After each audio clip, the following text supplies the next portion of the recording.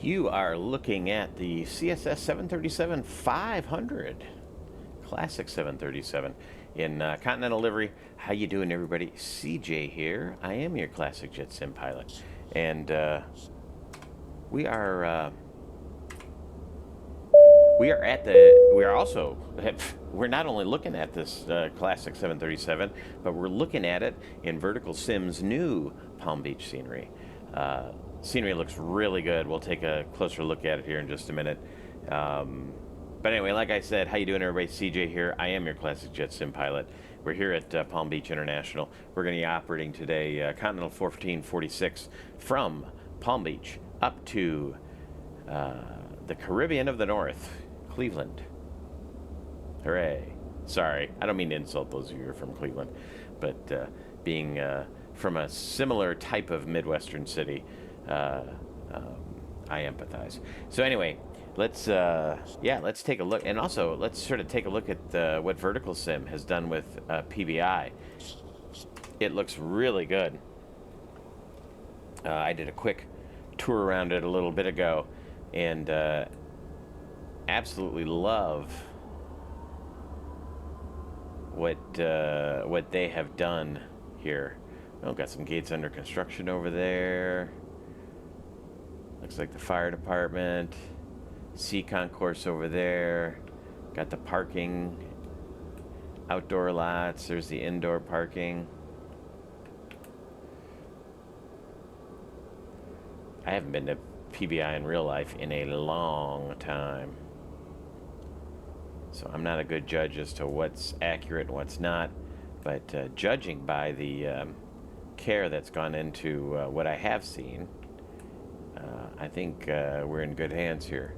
Southwest United. Can we go in here?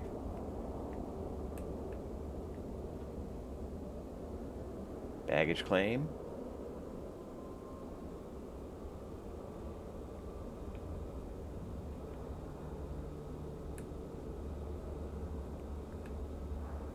Set up the escalator. Whoa.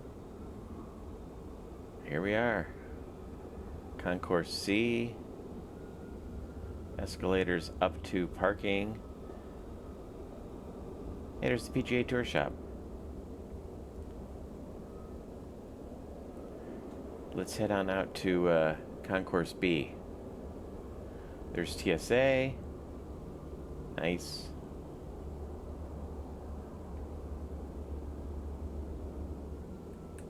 We are at Bravo 2, I think. Yeah, there's Bravo 1. The Hangar Gourmet Market. Or Flagler. Flagler, Hangar. Flagler Gourmet. Here's Bravo 2. That's where we're sitting. Let's see if we're really there. Look at that. There we are. Awesome. It certainly looks like a concourse of this era. We'll just walk down the Bravo concourse here. See what else we can see. There's Starbucks, Coral Cove News, Stinger Rays,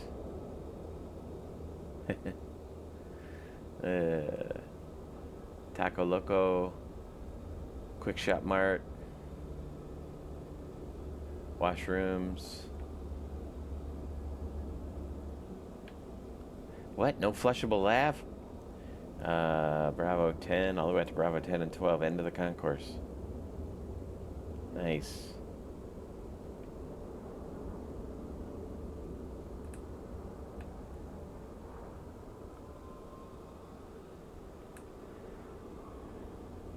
We'll head back to our plane here. So this is also an opportunity, besides looking at this awesome new scenery, it's also an opportunity for us to take another look at the CSS 737. Oop, I thought I opened the door. Maybe I didn't.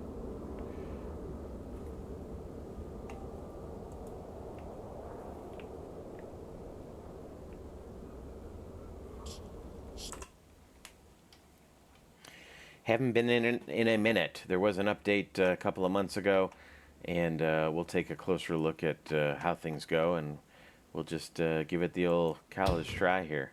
We'll open up that door.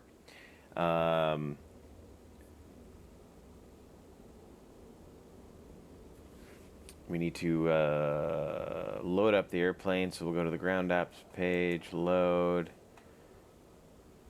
and then select the load tab, which we did. We got the tug, doors, we opened L1, we've got the GPU attached, we've got chocks. Let's just load it up here. What do we have?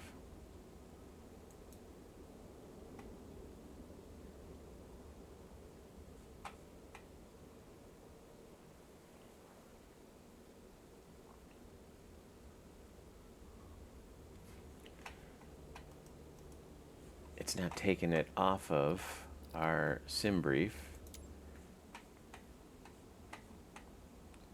So we'll do it this way. View. We've got 114 passengers.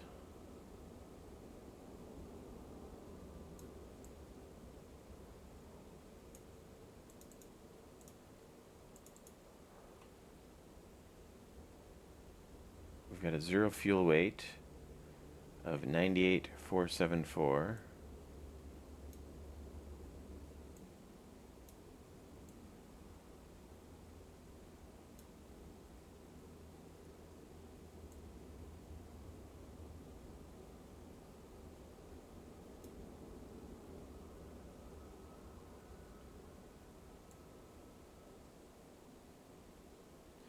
So we'll bump up our cargo.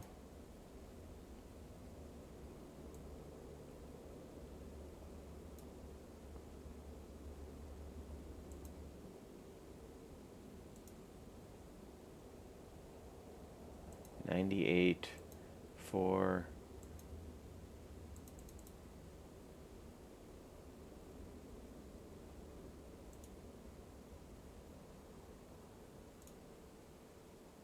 There we go. And how much fuel on board today? We have 23,043. 23,043 pounds. Weather is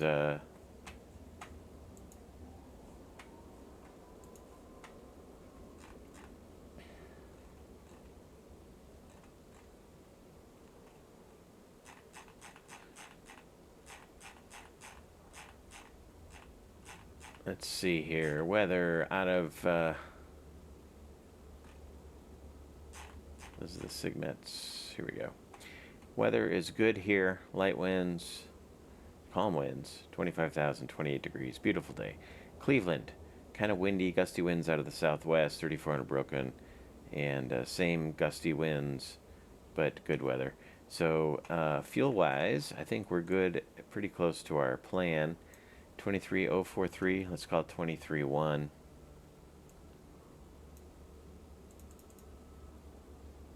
That's close enough. And that gives us a gross weight of 121,750.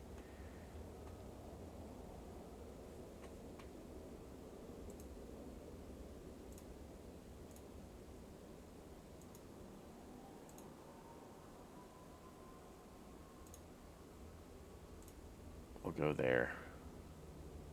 All right, let's load it up. Bam, we're loaded. How about that? Did an instant load. All right, let's take a look at our cockpit and we'll get that going. We'll close this for now. Get our battery on.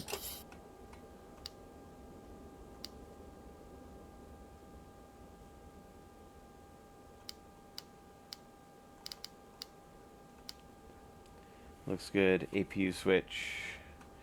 We'll go ahead and start the APU straight away. See if we get some sound.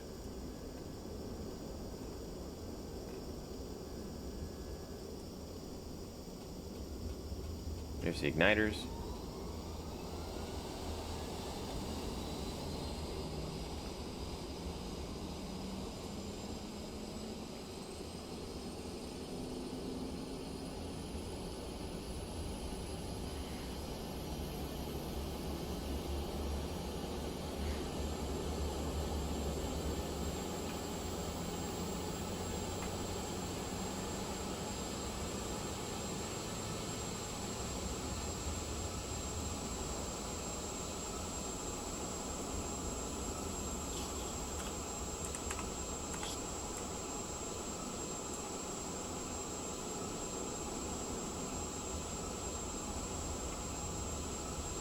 Bear with me 1 second. I'm just updating our aircraft.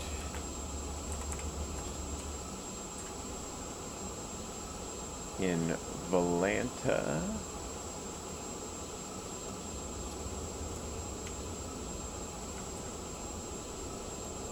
It's a Boeing 735 Continental.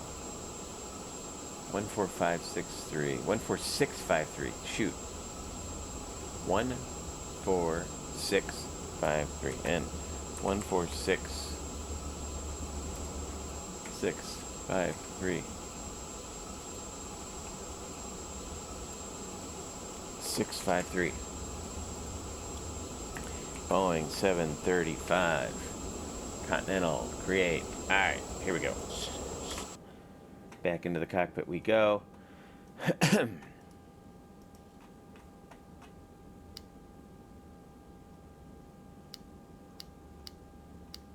APU gen putting out 400 hertz and 118 volts or so, it looks like.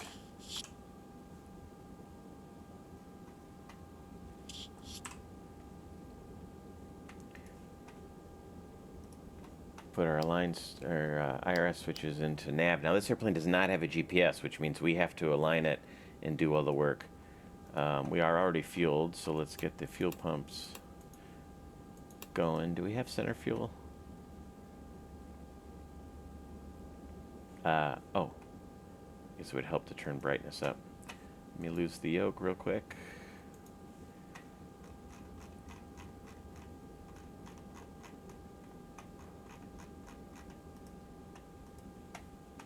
Turn up some lights.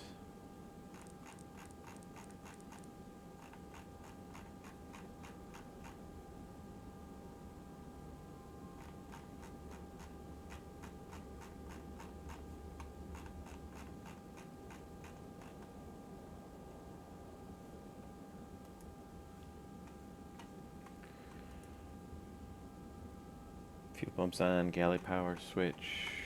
We can bring on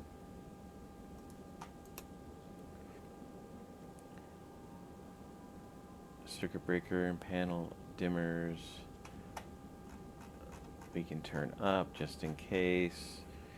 Emergency exit lights, we will go to armed. No smoking and seatbelt signs. No smoking sign on. Seatbelt sign is off. Back up to the top. Window heat comes on. Recirc fan is in auto. Recirc fan goes to auto. Left pack switch goes to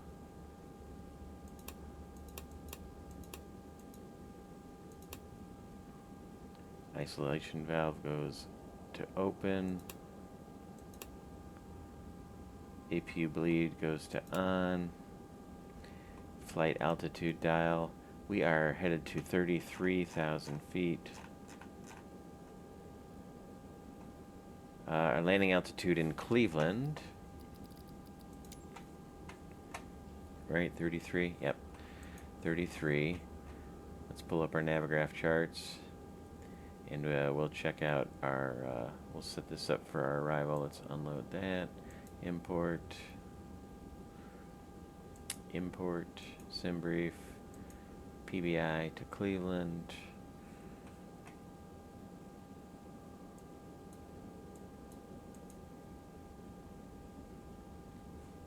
Cleveland is 800 feet.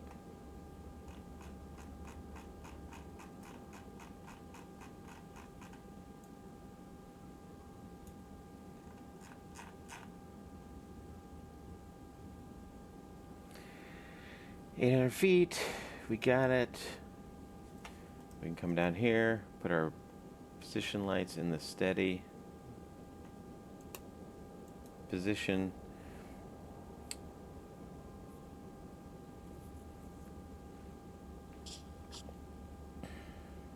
Everything's good there. Our panel and floodlights are turned up. Altimeters. The weather in Palm Beach right now is 3004.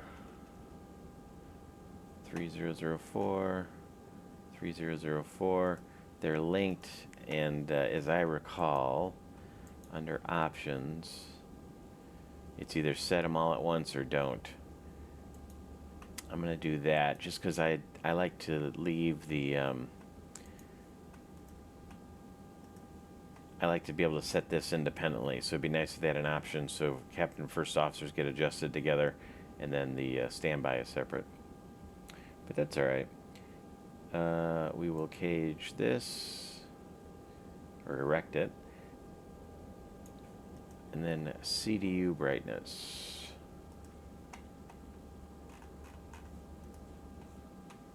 But we haven't brought the APU on bus yet, so let's do that. Here we go.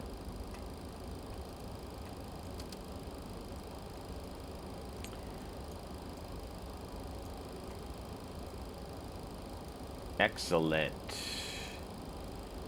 Everything's lit up. We do have center fuel. Now, I don't know. Well, we'll see if we go. Okay. So, let's get our bearings here at PBI. Let's look at the charts. We are at...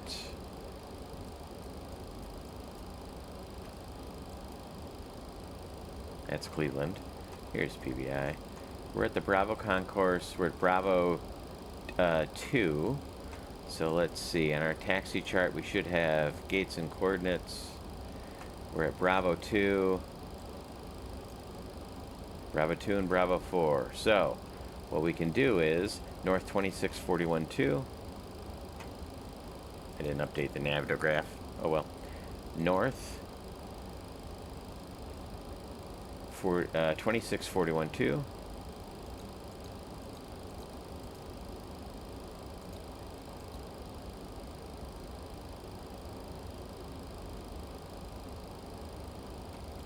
And then west 0805.5.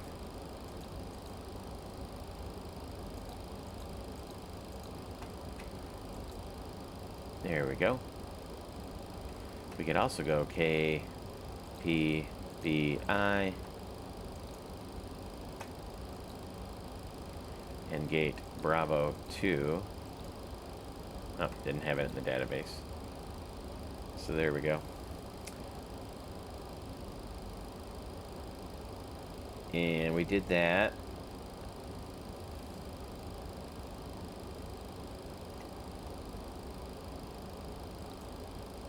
Entered it into the set iris position, which we did. And it should align to our position. And we can also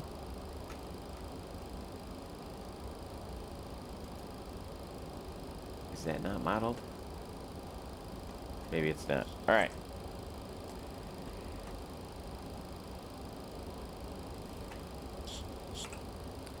So next we'll click on route. PBI goes in here. KCLE LE goes in here. And we are COA 1366 Continental. I'm sorry, 1446. I know where I got that from. 1446. Putting the flight flight plan there. We're going to plan on 10 left for our departure.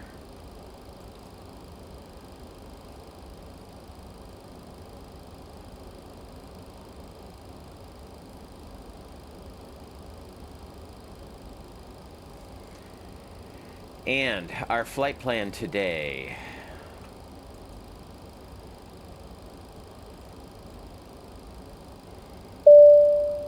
VIAP.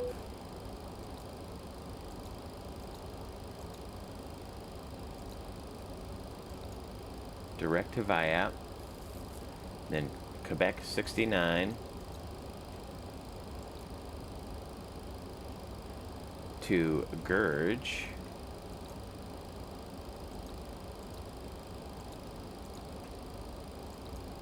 And by the way, there is no way to import on the CSS, and that is a feature, not a bug, because at this time, or while these planes were operating, you didn't necessarily have that.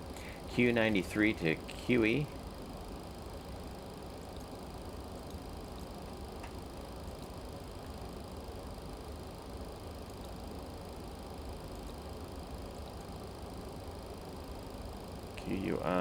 QUIWE goes there. Direct Berg.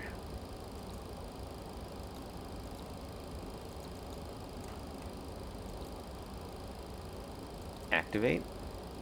Execute. Departure and arrival. Departing. 10 left. And T-Bird 7 to VIAP. T-Bird 6 we'll have to deal with. To VIAP. Execute. Index. Arrive. In Cleveland, we're planning on 24 right. Let's go to Navigraph. 24 right. Jane's. Yeah, we'll do the ILS 24 right final. ILS 24 right. We could do Paul B. And then ILS 24 right. Paul B. We'll add it to the route. And we're the Rollin 2 from Janus. Rollin 2, Janus, execute. So,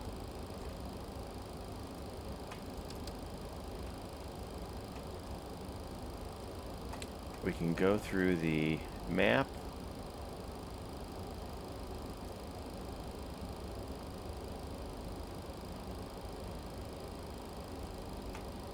Oh, we're still aligning, so we gotta wait for that.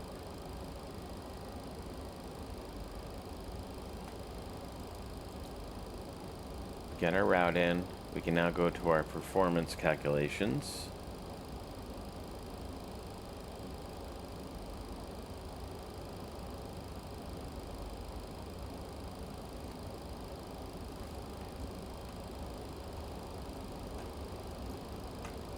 Performance.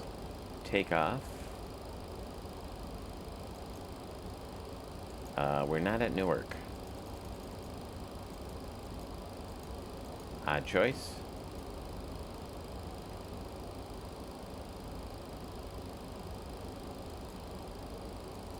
Ten left, flaps 5 off, bleeds are on.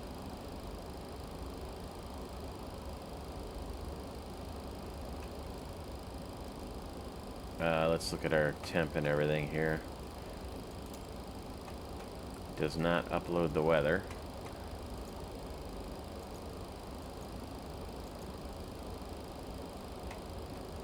(1017). Flaps 5 is fine. 28C.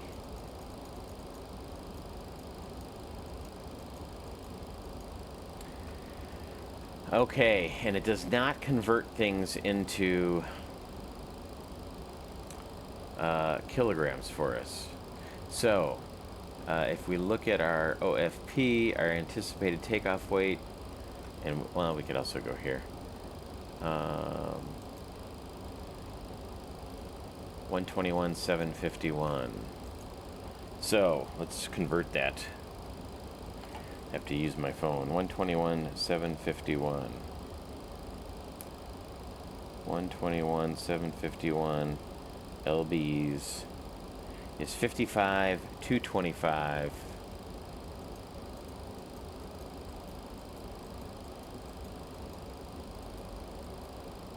Yeah, we'll be conservative and put that in as our weight. So there we go. 34, 37, 44. Well, we're 33,000. Our cruise wind, 255.89.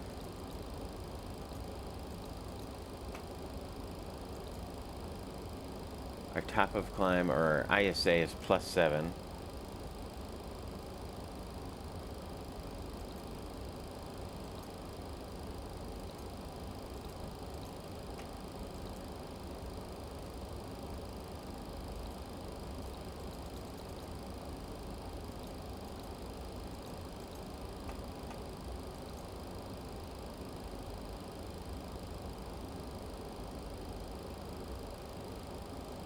check our top of climb, because this should not read this way. It's a deviation. So a deviation is +7. It's not 44 degrees. So let's make sure our top of climb, we're at -43. That's close enough. All right. Our zero fuel weight, we got from our load 98.5. So is our fuel weight 121.2. We'll look at our reserves here in just a second.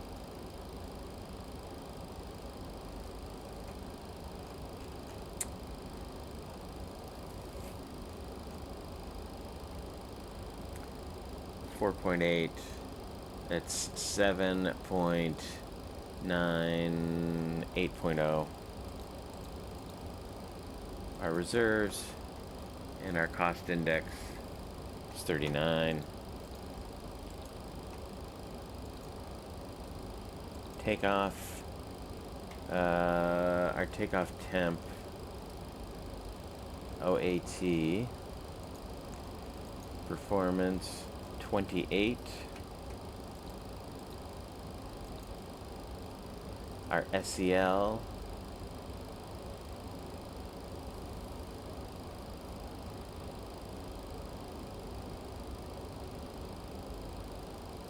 we are not given. So 34, 37, 44. 134, 137, 144. All right, takeoff will be 92.5. Legs.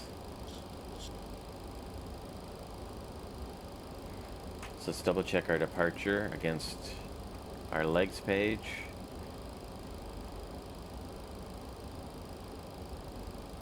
Carmen. Smuggler. Sonic. Ahab above 6.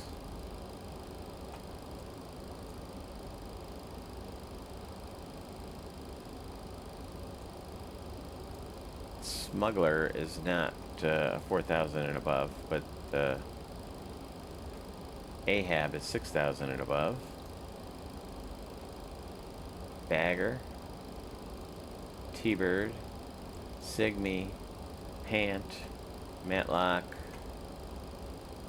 One Way, Zerbo, Doosan, Femon, Viap. Looks good on the departure. Okay.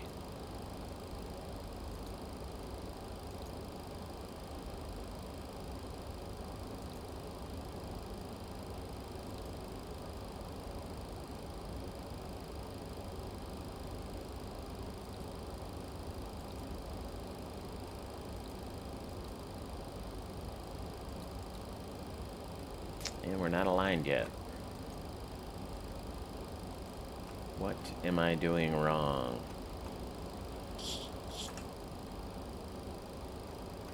They're still in align mode, so I guess maybe we're 4 minutes away.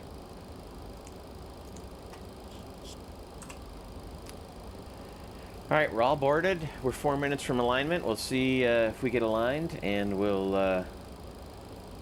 will go from there.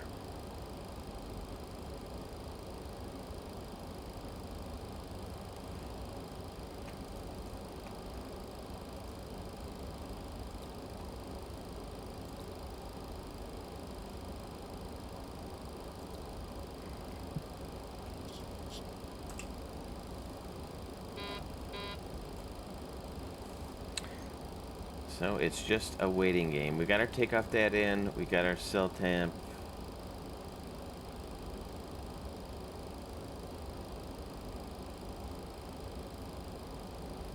Which we're not derating. We can set our takeoff bugs. 34, 37.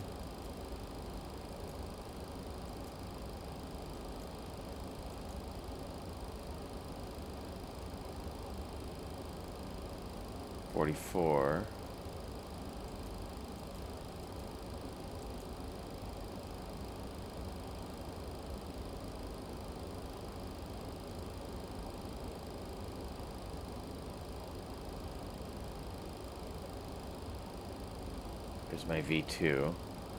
There's 80 knots. All right, so we're good. Yeah, 80 knots, V1, VR, V2 plus 15. Oh, it's V2 plus 15. 47 and 57, 62. That's why. So the bugs, got it. Rotate is 137. So we basically just put them next to each other. Looks good. We set our dimmers as we need them. We're not using ATC today just because of making sure the airplane is VAT simmable. ADF 1 or 2 is there. HSI brightness, everything is good. Can we do a test? There's the symbology. We should get a fail. TCAS test fail. Yep, because we're not aligned. So 2000 is set. We're on 1 and 1. We'll put our transponder on. We'll wait for alignment to finish. We were at 4. Now we were at 1. So the map should come into view.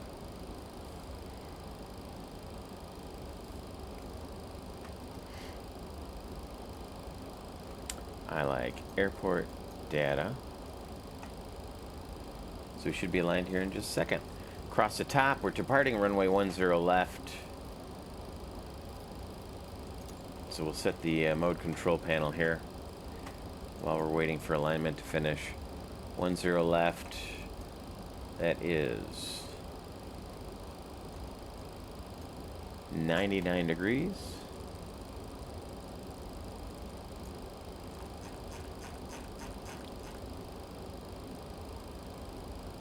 .144 is our V2 speed.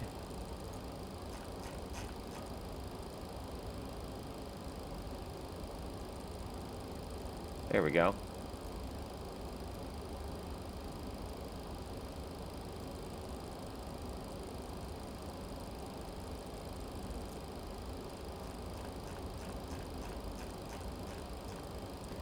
$33,000.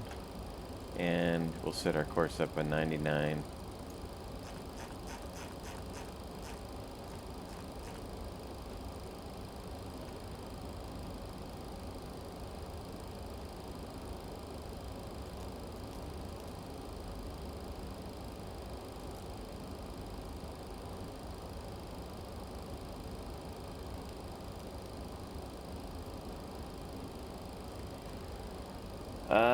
Yeah, so we'll turn our flight director switch on and on. Auto throttle goes on to arm it.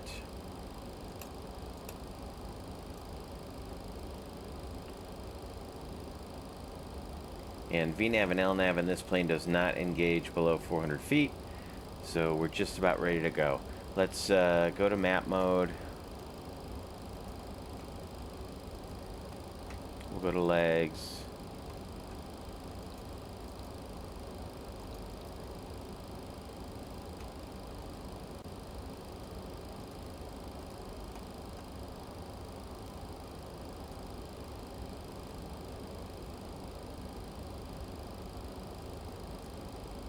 Looks correct to me. We'll zoom out a little bit. Now we should get a good.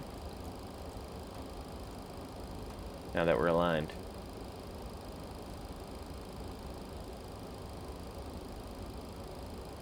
TCAS test pass. Excellent. All right. Whoops. Sorry about that. Checklist. Before start, oxygen's tested. We'll say we tested it 100%. I don't remember if it...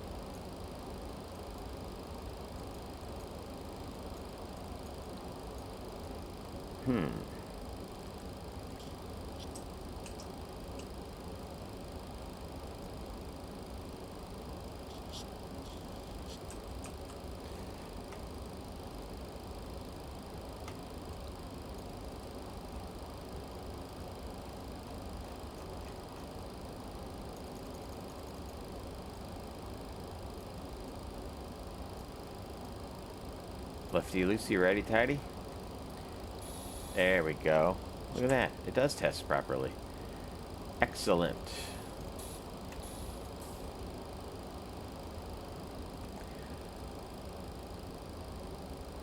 So, we are, oh, we gotta finish the checklist. Oxygen. Instrument transfer switches are normal, right? Normal. Windshield heat is on. Pressurization mode selectors in auto. Flight instruments, we are at 325 heading at about 20 feet. 325, 20 feet over here. Parking brake is set. It was set. And our fuel engine start levers are cut off. Flight deck doors closed and locked. Fuel is 20.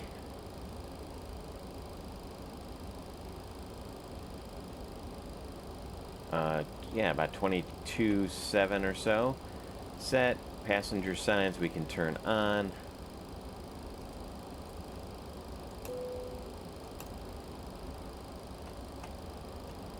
Anti-collision comes on. Let's close the door.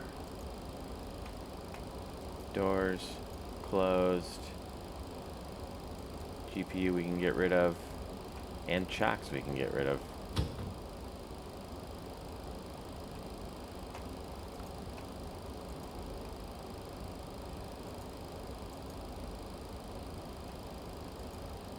I don't know it set up. MCP V2 is 144. Heading and altitude, we're runway heading. And 33,000 feet. CD pre-flight's completed. Radar neutron free and zero taxi and takeoff briefing's completed. Anti-collision light is on. I believe we are ready for push. So let's call up GSX. Ready for pushback and departure.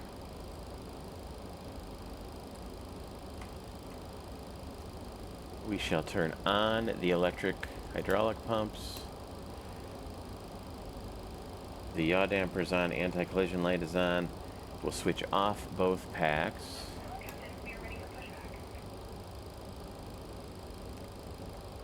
And set the isolation valve to open, which we have. Excellent. And we have good duct pressure. So we are ready to start. Where are my peeps? There they are.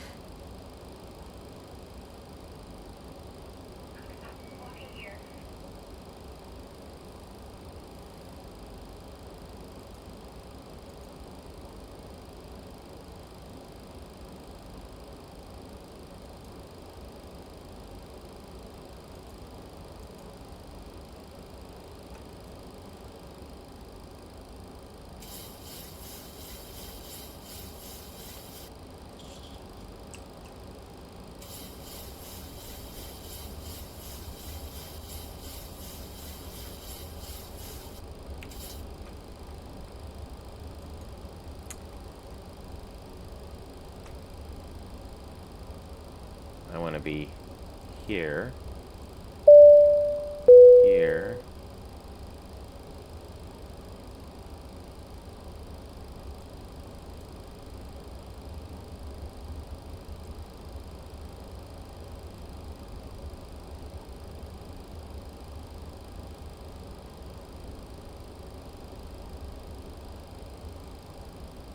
yeah, let's just push back here and pull forward to here. Let's try that.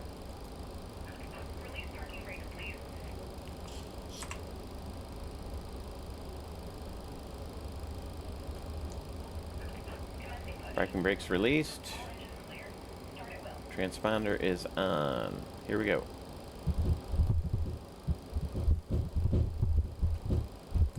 Well, that's noisy. Let's go ahead and turn 2. Goes to ground.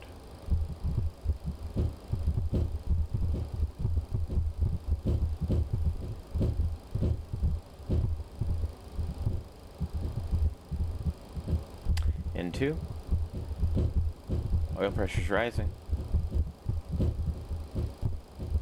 And 1.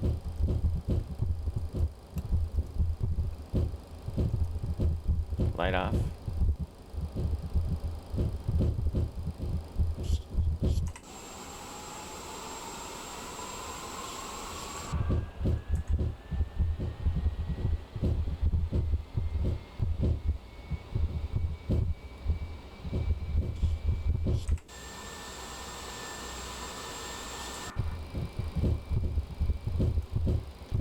Should have gone back to, it did.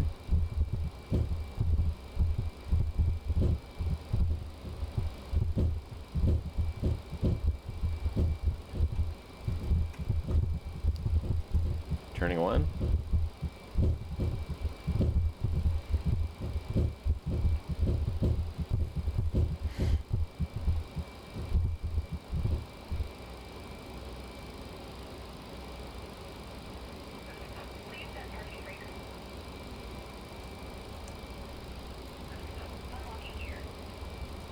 %.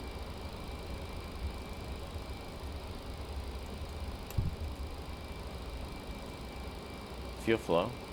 Light off.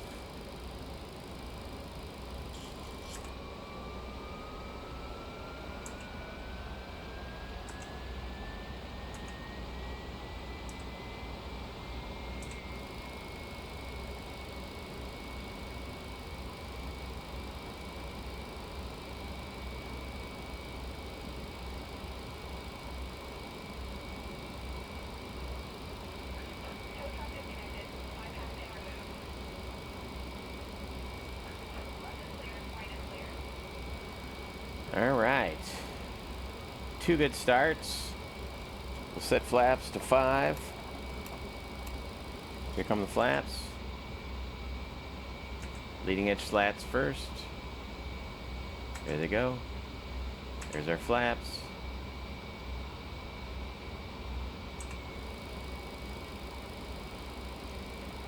Flight controls.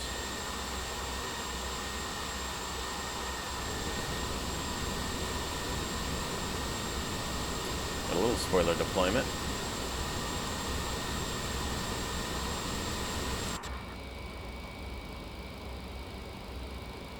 And Gen 1 and 2 come online.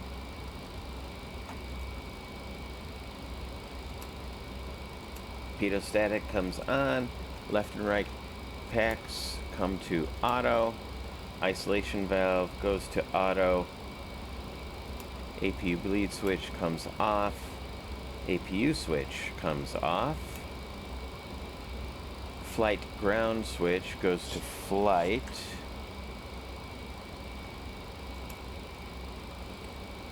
And engine start switches go to continuous.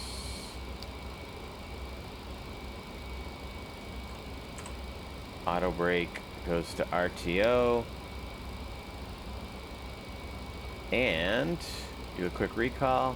No lights. I think we're good to taxi out to 10 left. Let's bring it up just so I don't get lost here. Yeah, we'll taxi straight up Bravo 3 to Charlie and then out.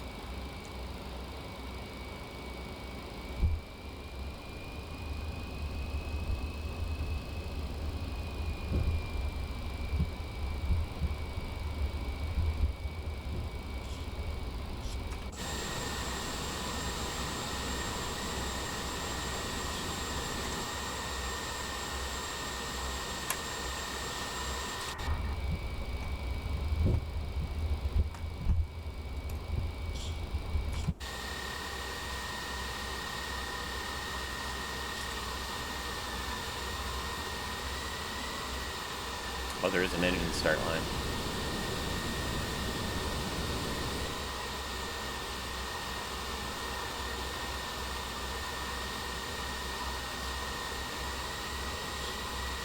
I do kind of enjoy the proportions of the 737-500. It's just a little guy. Like it. Probably was a pretty, you know, very high-performing aircraft. Kind of like the 600 is in the next gen.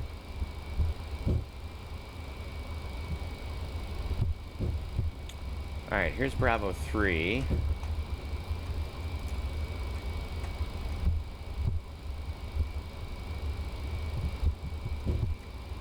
So I'd make a quick left and then a right onto Charlie.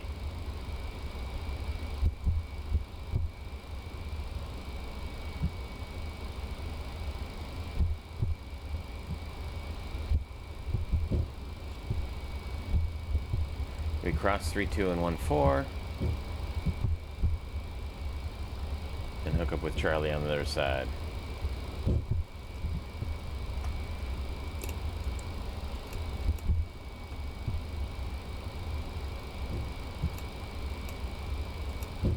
Light everything up for the crossing.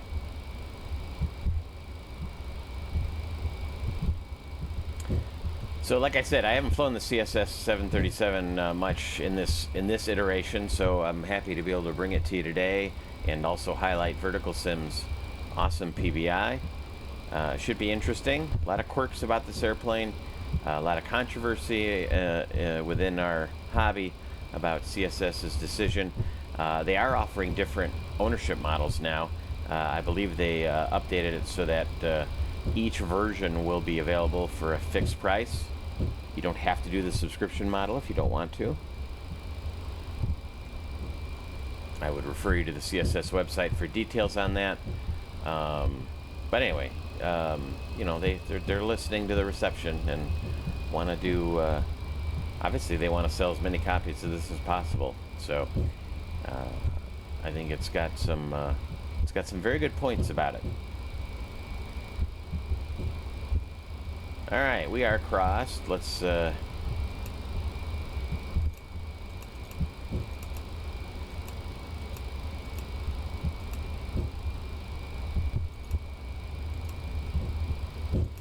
our way down to the end.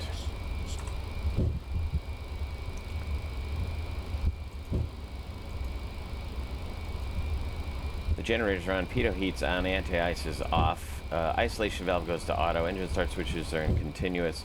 Recall's been checked. RTO, idle. Flight controls checked. Ground equipment clear. Flaps 5, green light. Flaps 5 and green light. And we are at 4 1/4 on the stab trim. Before takeoff checklist complete.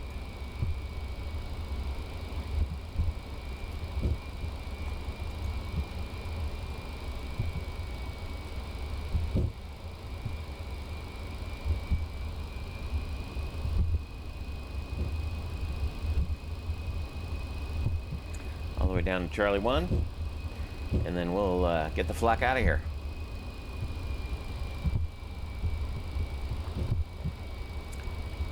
So while we're taxiing out, I'll just talk about what I see. I think the cockpit looks pretty good.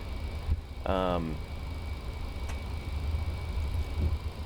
don't think there's a thing wrong with it. I do what I really like. Well, and we'll do some closer looks once we're up in the air. But I really do like how they drew out the nav display and the primary flight display. Those look very real to me and what I remember from this first generation of EFIS.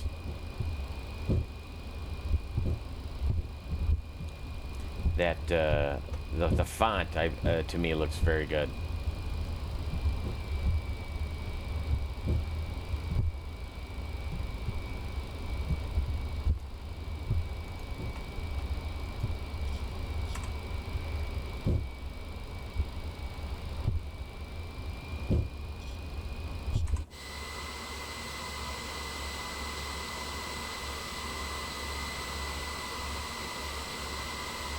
AJP livery.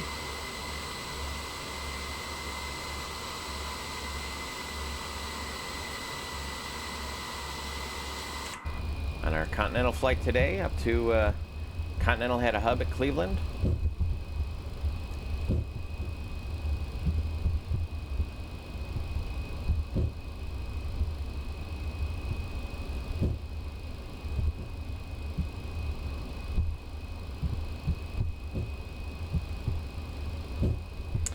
I like this detail of the RMIs sort of wandering, the needles sort of wandering.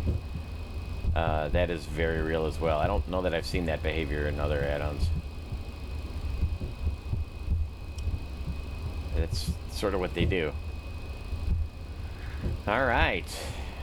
Lights.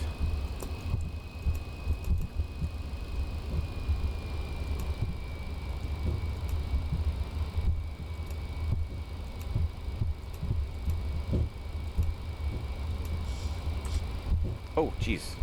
That's why you have two people in the cockpit. I was moving a little faster than I thought. Nice.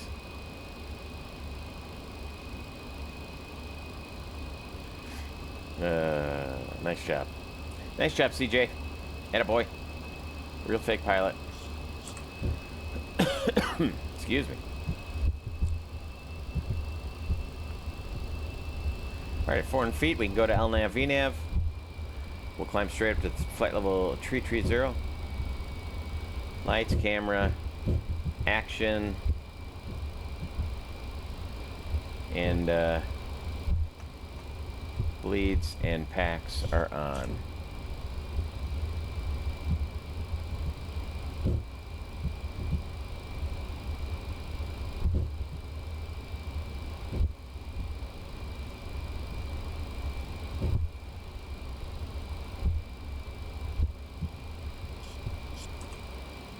Here we go.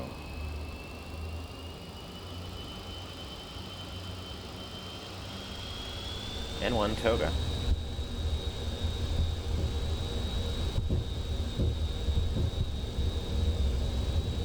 .92.5 power set.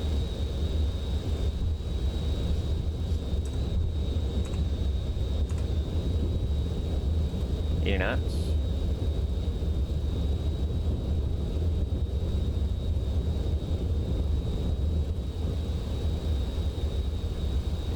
Rotate. That was a snappy rotate. There we go. Center brake. You're coming up. There's 15 degrees.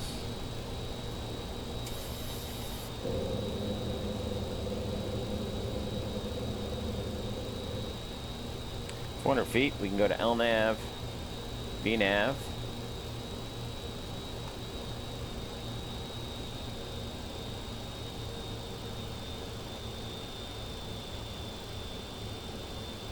We are LNAV, VNAV speed, N1. Flaps 1.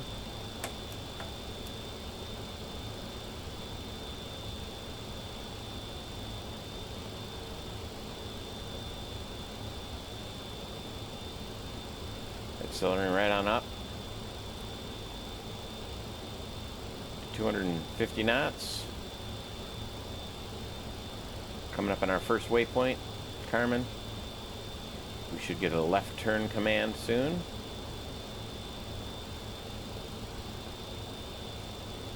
Flaps up.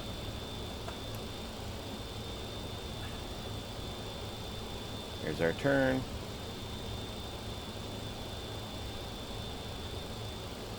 Still hand flying.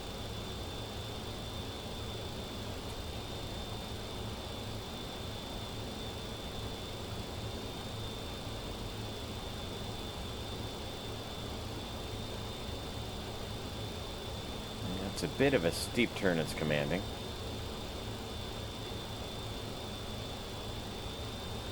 And notice how much that pitch bar is moving around. In real life, the flight directors are a little less sensitive than that to make them easier to follow. Our turn should be commanding. Yep, there we go. Come out of it.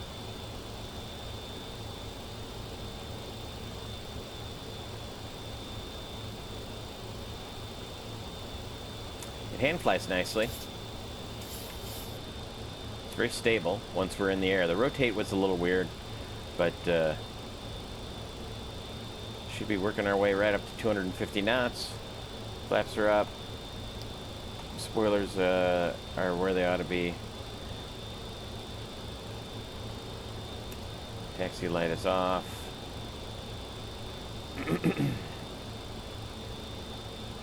Now we should get pitched up. Command to hold about 250 knots. And we're starting our turn to the left to head out on the departure. Off to the left downwind. Bank angle, bank angle. Yeah, see how it's... The command bar is telling me to go well past 30 degrees, which is why I got the bank angle.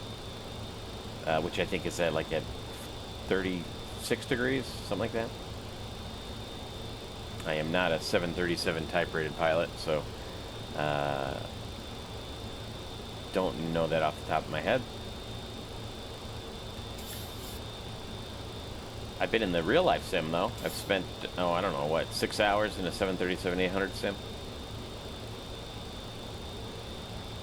But never flown it in real life. Get a little slow there, so it is asking us to pitch down.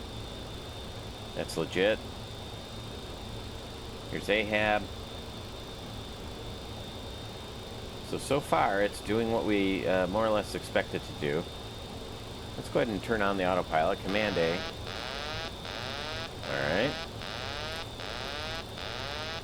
No, you don't like that?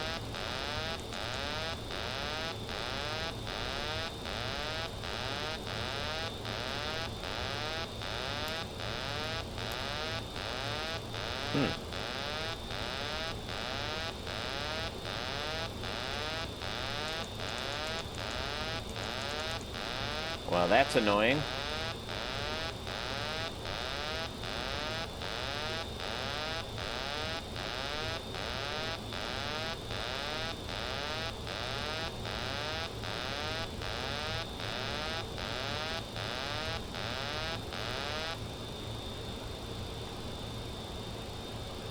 Yeah, that's sort of annoying. Wonder why it didn't engage. We'll get it in level flight, we'll get everything trimmed up, and then we'll try it again.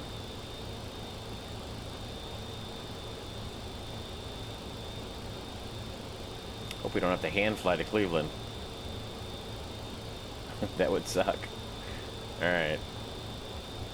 Nothing better than dispatching with an autopilot on the MEL.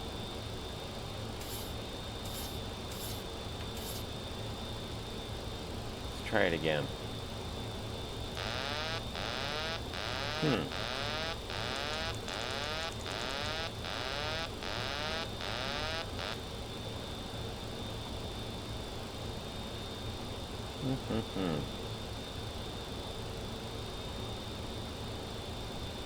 Not sure why that would be.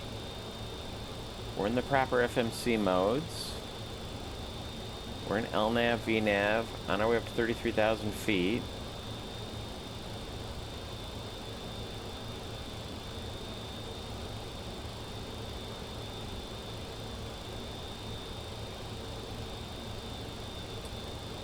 .271 knots is what the client is commanding, up to Mach 7.3.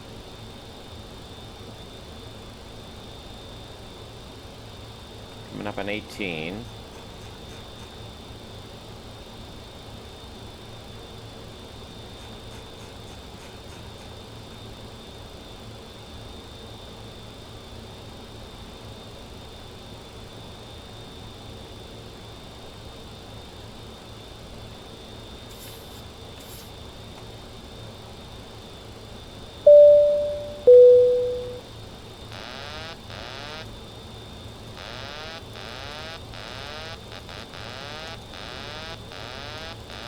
It's like disengaging right away. As if I have like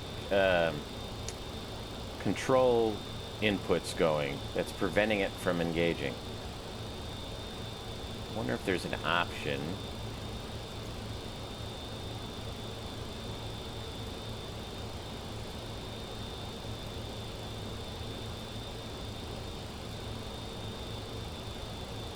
No. Anyway, here's our turn out towards T-Bird. Let's get that going.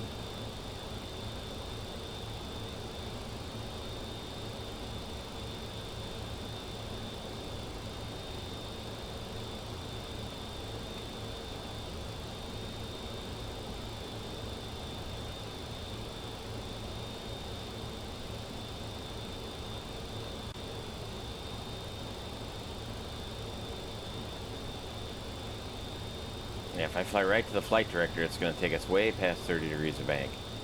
Should not be doing that.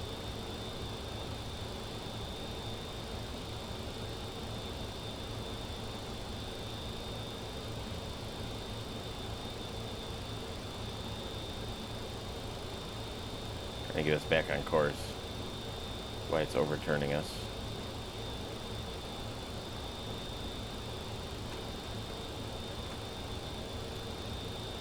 Direct, T-bird, direct, execute.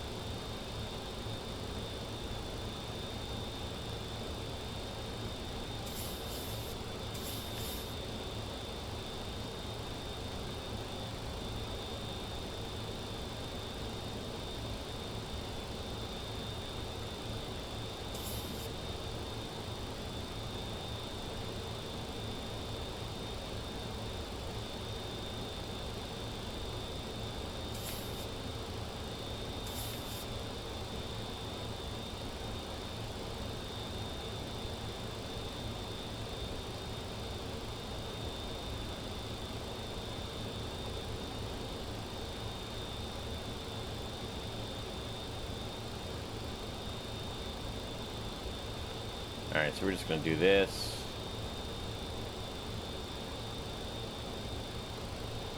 Sigme will be in a second.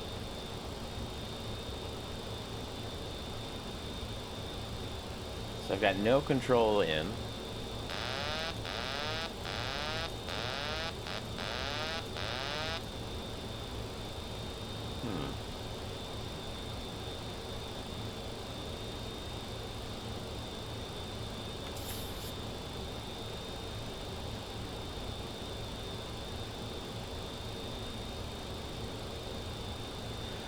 Well, folks, we might be hand flying to Cleveland.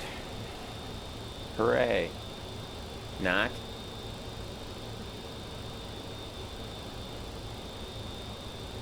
I hope not. Sigme is next.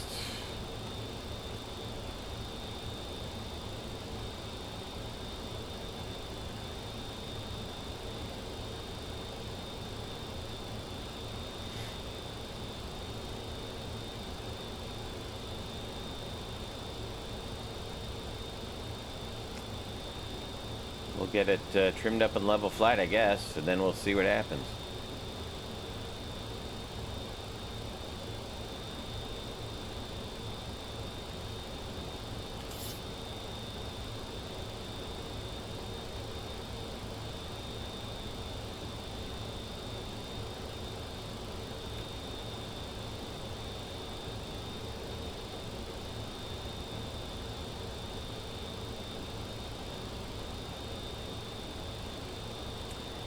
Might as well let him up.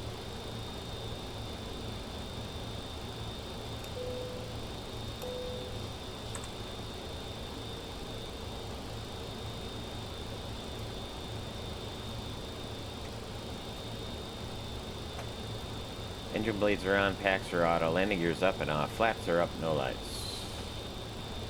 Climb checklist is finally complete. I'm a little distracted having to hand fly. But where's the first officer when you need him?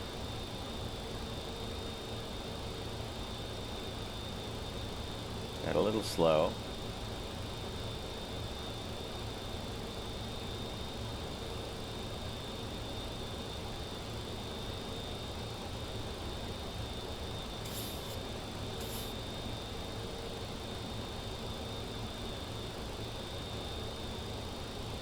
I'm going to hold about 6 degrees nose up. Not go below 5, because that is getting us too slow.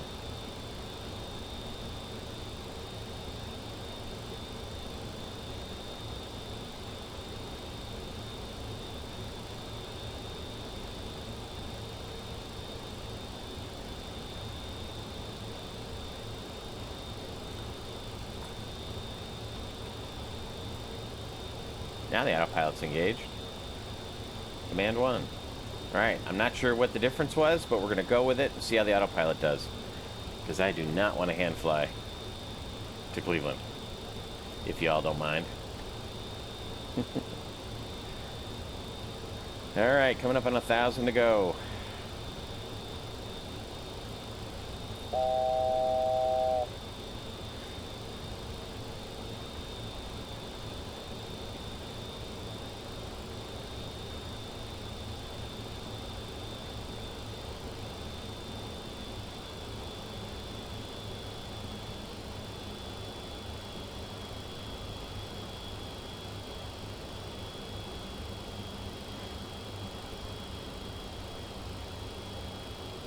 Our cruise speed is slated to be 767.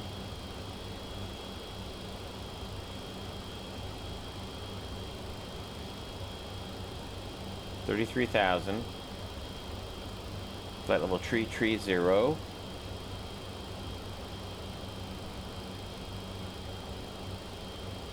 There we go. Bug just bugged up to our cruise speed. And now the power's coming back up. I would have preferred the power kind of stay where it's at.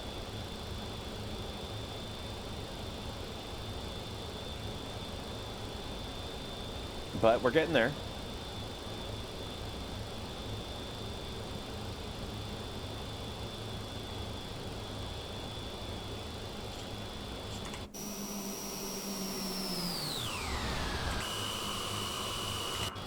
I left all the lights on. Those should have come off at 18.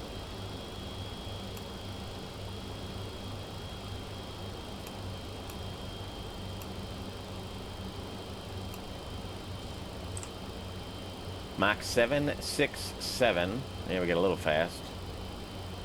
Flight level tree 0.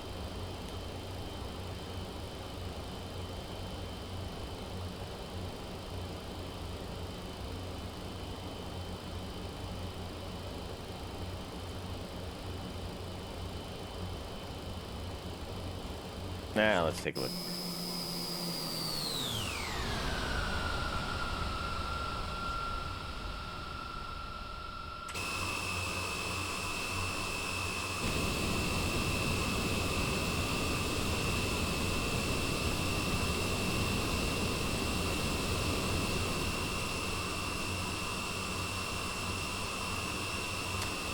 The baby guppy.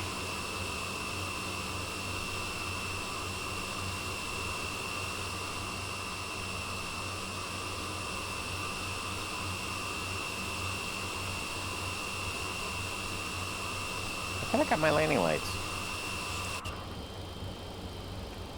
Did I not? Jeez, I thought I did.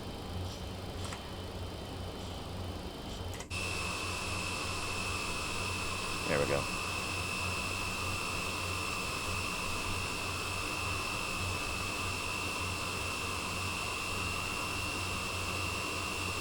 Nice looking livery with the Star Alliance.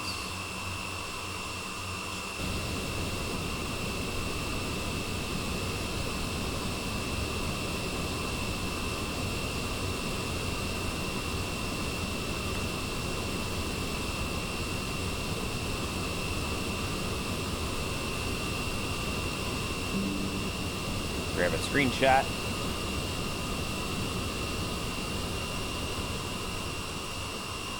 I wanted to look at that decal a little closer, a little more closely. We can look at everything more closely. We got some time on this livery.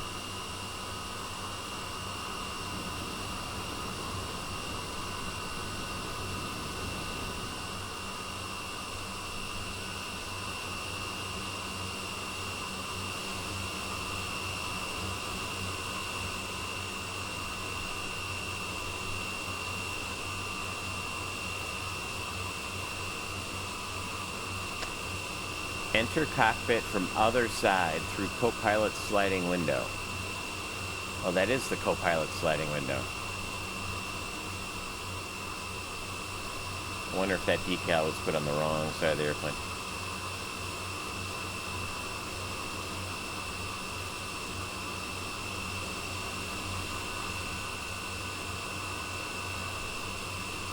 Oh, boo. Low res.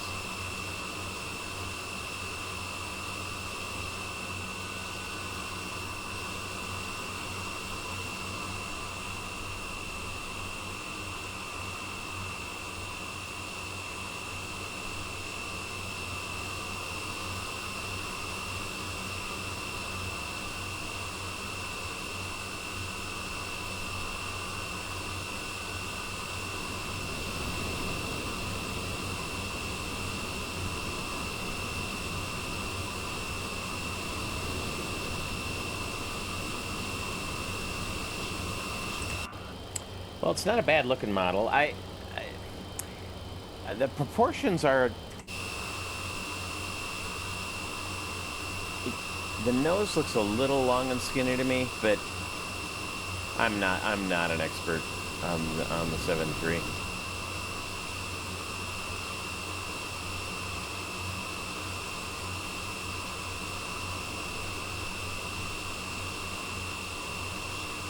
I think overall it's I mean, it's not a bad looking model. I'm sure those of you that know it much better than I do have opinions. I know that several people have opinions on it.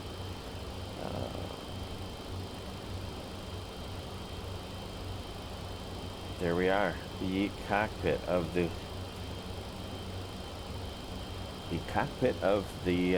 737. Yeah, I don't. Let's see if we can get close here. Take a look at things. I mean, it's all high-res stuff. I don't think it looks bad at all. Got some of the wiring underneath, the harnesses. Got some schmutz on the glass. It's a nice touch.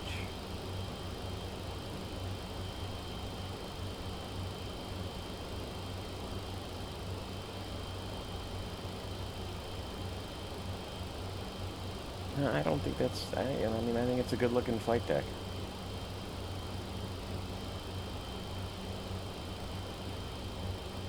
Should be more crumbs in the crevices.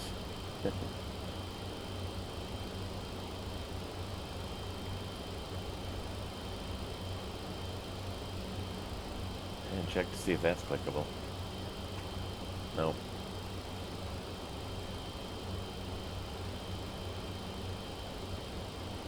No handset. I mean, really, I don't think there's anything objectionable at all about this flight deck. I think it looks pretty good. Let me align my heading bug. I love the way the heading bug slews. If you spin the wheel and stop, it takes a second for the heading bug to catch up. That's exactly how I recall these move in the flight deck. The aircraft I flew had a similar system, and I remember that characteristic. 300 pounds left in that center tank.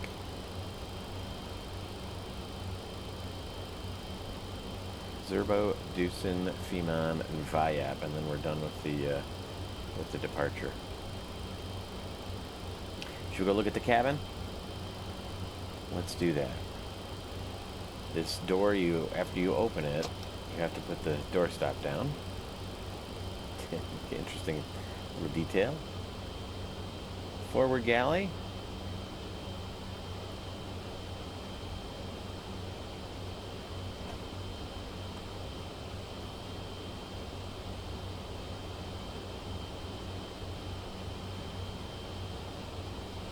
One class configuration.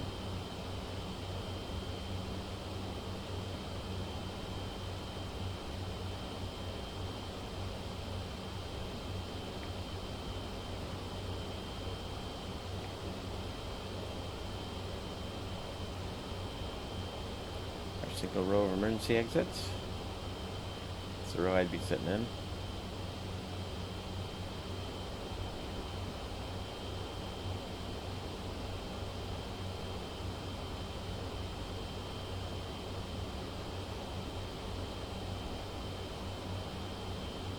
Restroom.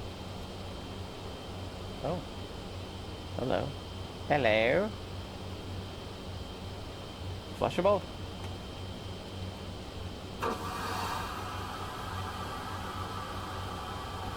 Hey, how about that? Flushable labs. Mirror doesn't work. I'm a vampire.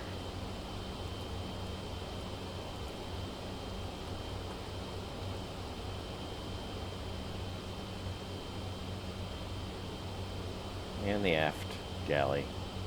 Warming ovens, food storage, the aft panel.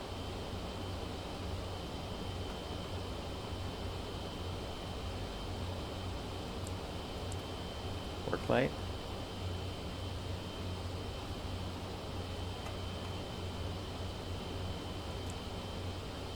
Oh, they work. Entry lights. Sort of the same lights.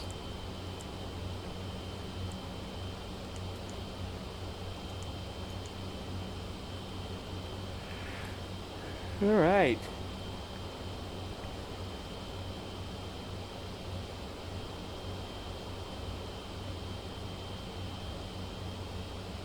Yep. Excellent. Well, listen. Cabin has some textures that probably could improve over time. That's for sure. But you got a cabin with some fun little touches. So far, the airplane seems to be. It drew the course properly in the FMC, and I'm gonna check out this part of the cabin here.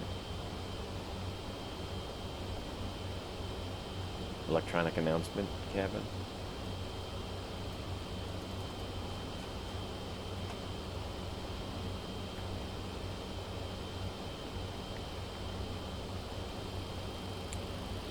All right, let's close it up, get back in our seat.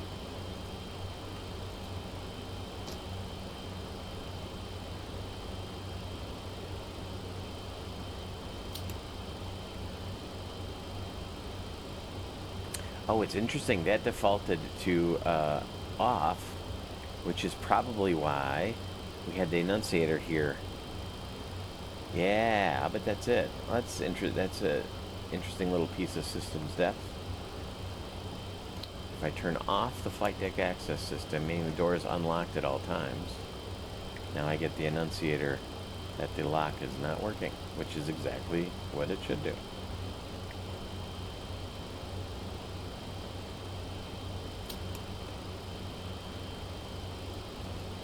No click spot on the sort of deadbolt.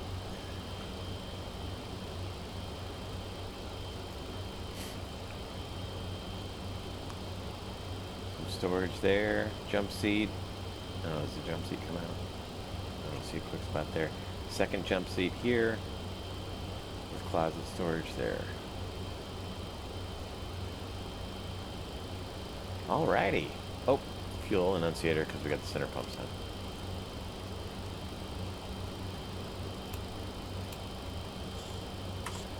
All right, folks. Well, if unless something interesting happens, we will catch back up with you when we are on our way on our descent into beautiful Cleveland as we leave Florida behind. The warm temperatures of Florida. All right, we'll see you in Cleveland.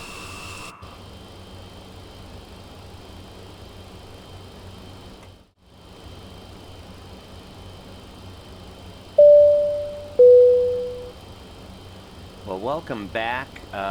We are at flight level 330. We're just coming up on Janus, which is the beginning of the star into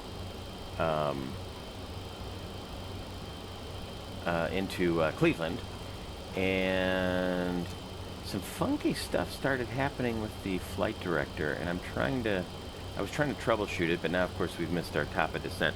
So we need to be down to 17,000 feet by Getty. So let's dial that in. What was happening is the flight director started hunting around for the course. And it did not give me a top of descent marker.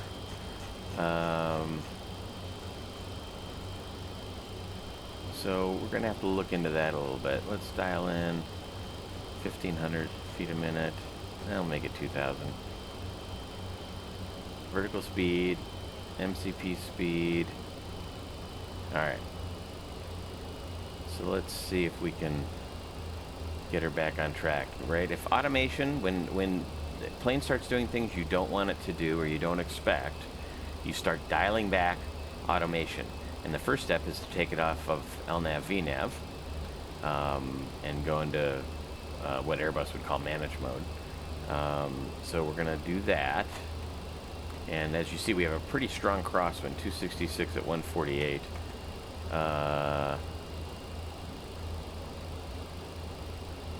And our green banana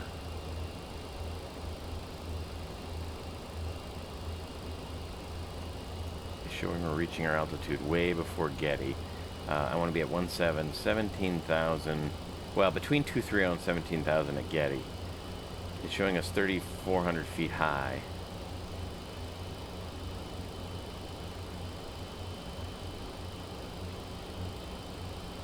Which, there we go, now we're at Getty. We can reach 17 a little bit past Getty. Not an issue. Right, because we can be a little high. And then Rollin is our next one. Do I have data on? I do.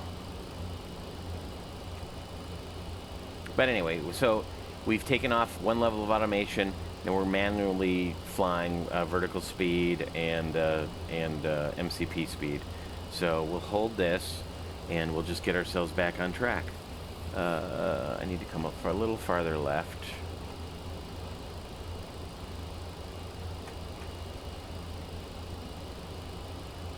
Because I want to get back on course.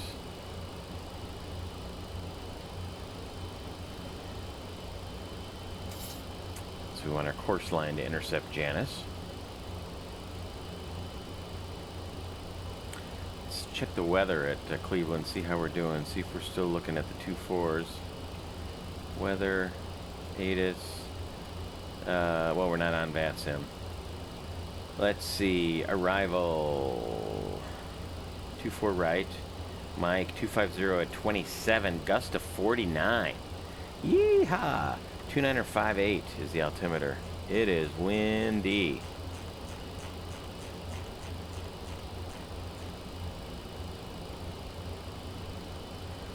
So if I do direct Janus, enter, execute, and now I go to LNAV.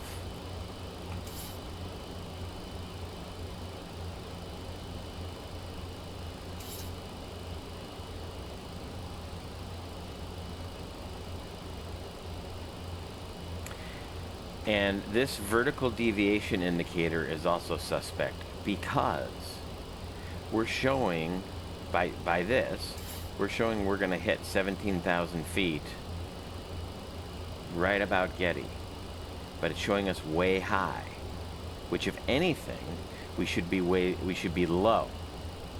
Either on or low, because we can cross Getty between 17 and 230. So, if anything, this marker should be either pretty much on it or a little above. But it's not. So I'm a little suspicious of how it's computing our VNAV path. But again, that's why you fly. The answer of when somebody asks you why you're off course, the answer that, well, the autopilot did something wrong, not a valid excuse. So LNAV now seems to be doing a decent job. Like I said, for a while up at top of cruise, it started hunting back and forth for some reason. So went to manual nav for a bit, and now we seem to be kind of doing what we need to be doing. So while we're not hand flying, we are certainly going back and forth between automated modes and more managed modes. So we brought back one level of automation, the LNAV.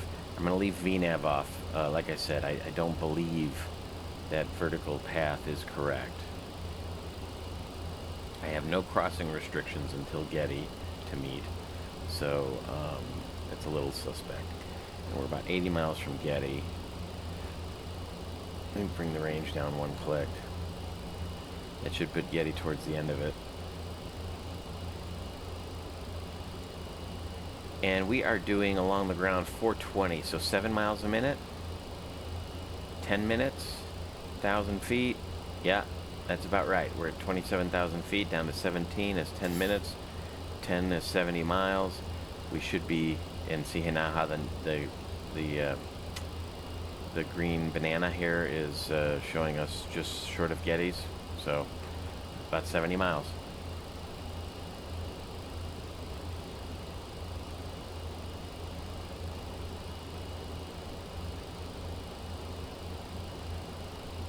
So that more or less checks out. So that seems like it's computing correctly.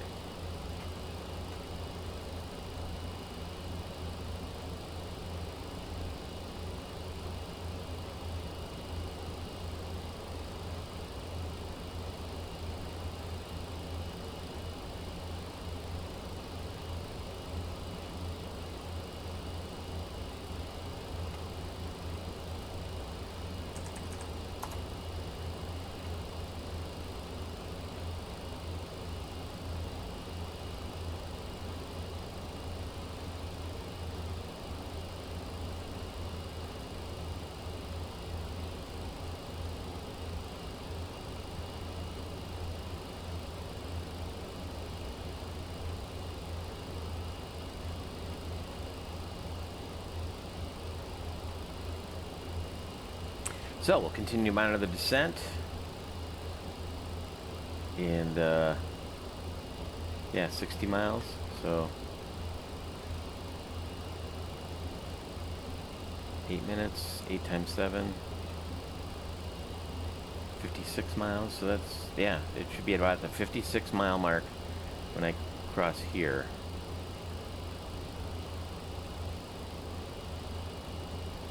So you can see we're not high to cross Getty between 17 and 230.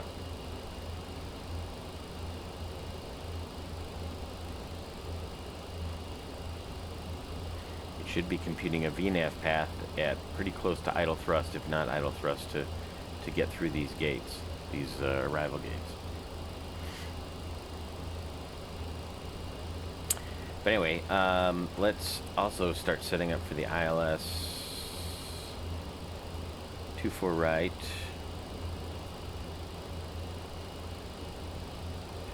Decision height is 200 feet. Inbound course 238.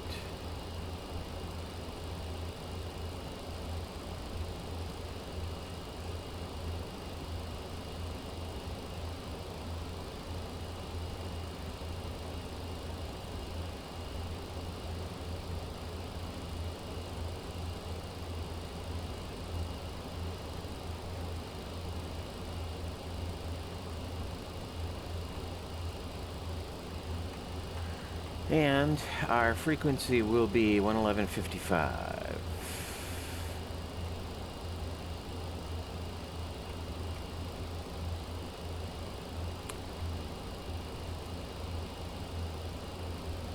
Let's go to terrain and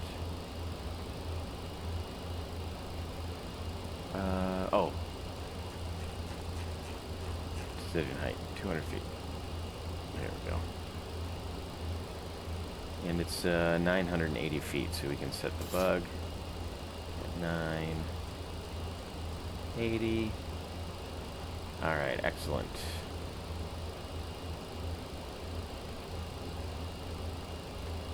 Back to our arrival. At Janus, we're going to turn right and head direct Joplin.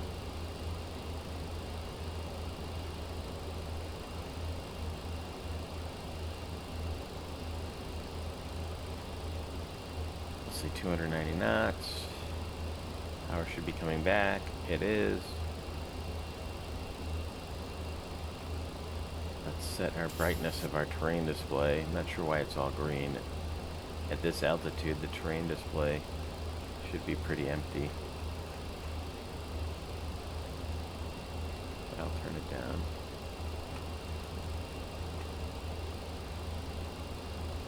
Let's also set our arrival speed here.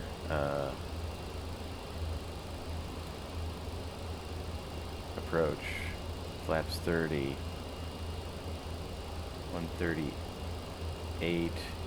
We'll call it 143.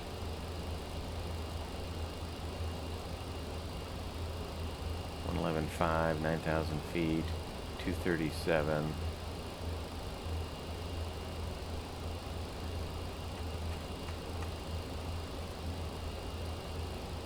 So it matches the database. Oh, let's sync up our heading bug.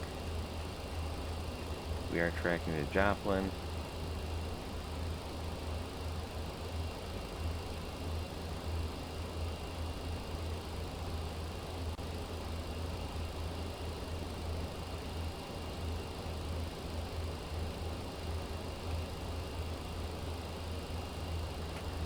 Okay.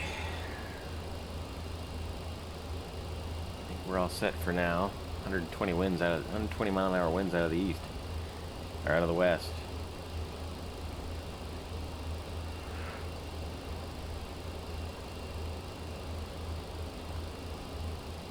Wait a minute.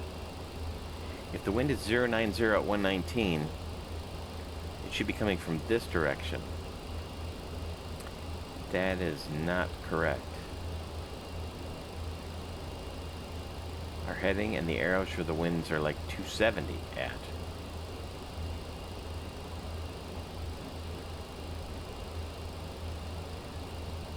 Alright, now we're getting back on course.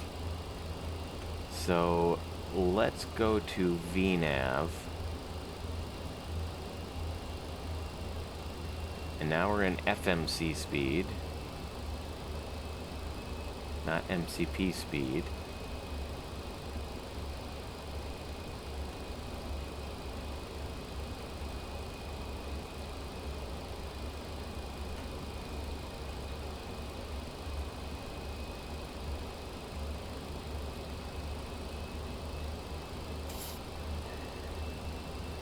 I want 280 knots. I'm not sure why it went to 260. Did not change the bug. But our power's increasing. And we shouldn't be climbing either. You shouldn't be climbing to get back on track. If anything, you just reduce the rate of descent.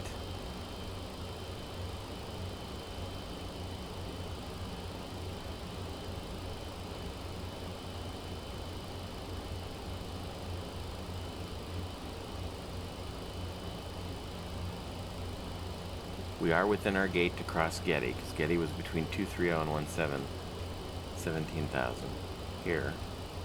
So we're at an acceptable altitude to make that crossing now. But I'm not sure why it's...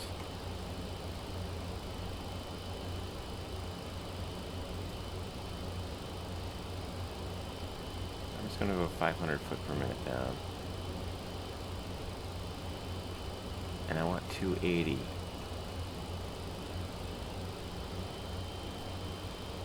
MCP speed, vertical speed, LNAV. That's where we should be. Now we're flying to 500 feet down. Speed's coming up. The bug moved up to 280.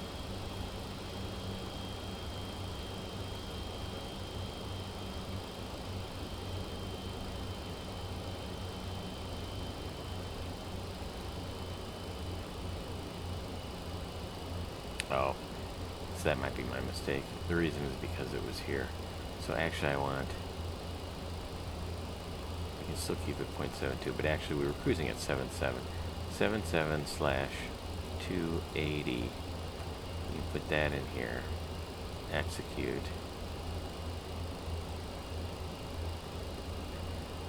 So now at least it won't bug oddly. So that's my bad. I didn't check that.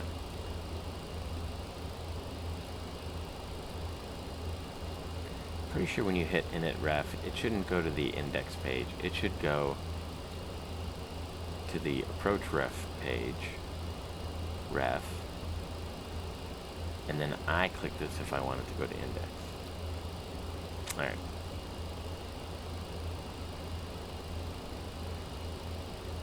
Alright, Getty between 230 and 17,000, so we're looking good. And then once we cross Getty, we can dial our altitude bug down to 11,000.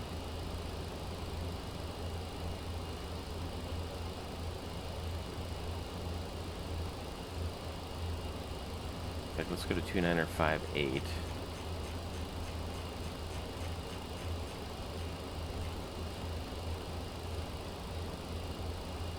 I do love how these gauges move. Notice how it doesn't just click to the next number. You can be in between numbers. 2958. 280 knots.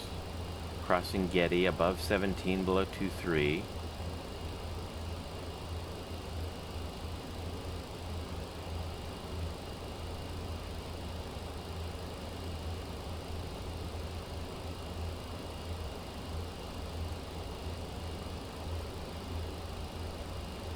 Rollin is next. Rollin is between 17 and 11, so now we can dial down to 11.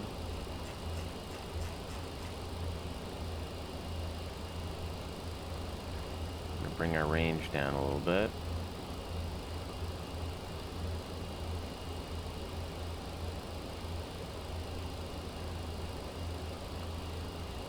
Let's dial our vertical speed up a little bit. And I also want to be 280 knots at Rollin. I've only got a few minutes till I cross Rollin.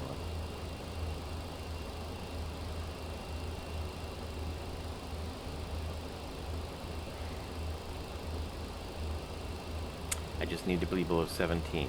Whoa, look at the VDI, how quickly it's shifting.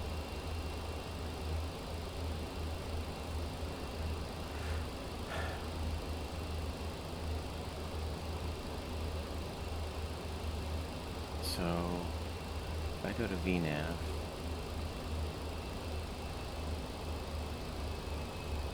again, why is it slowing us to 260? We're at 280. I have 280 on the descent.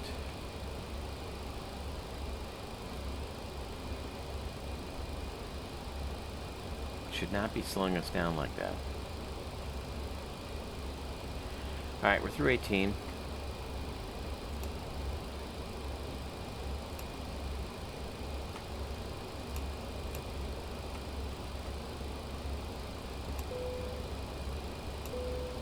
Everybody sat down.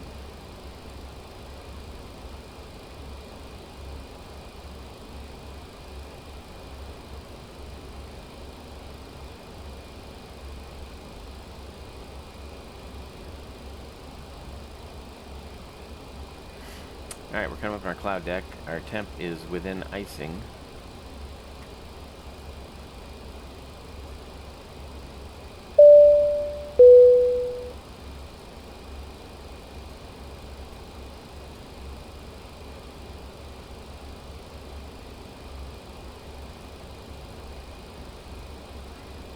I have to do performance over here. Maybe that's it. Landing.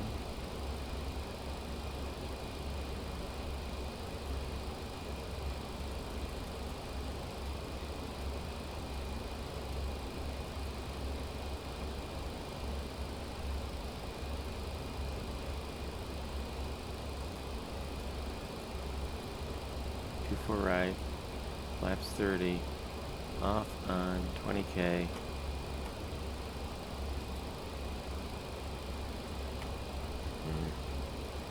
What weather? Weather. Be nice if you had an auto load feature here. Arrival 250 at 27.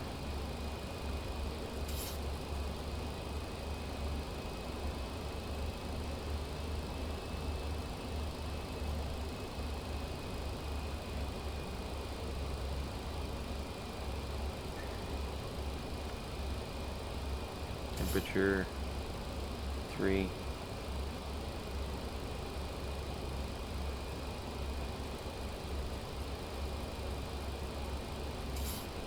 And QNH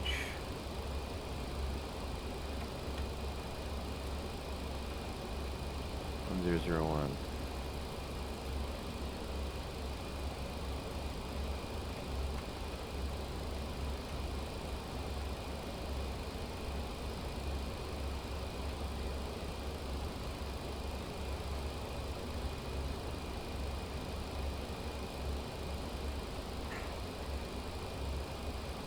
it's not really giving us speeds.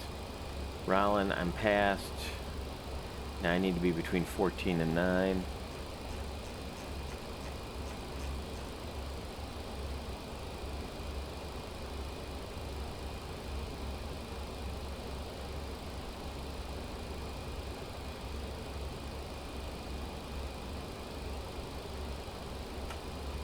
Stone, meat, clapped,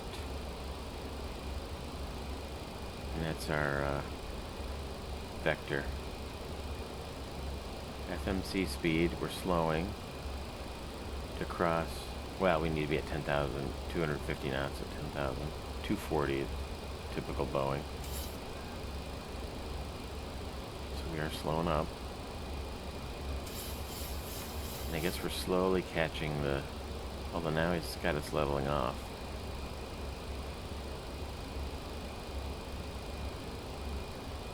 No reason to. Throttle's coming back. And now we can go all the way down to 7,000.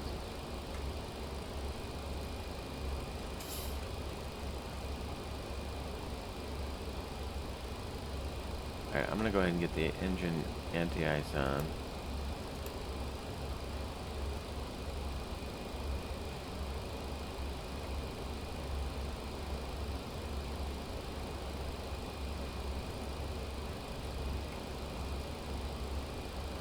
Yeah, we're not getting numbers. I'm not sure what the purpose of that is. It's not it's not giving us anything to calculate.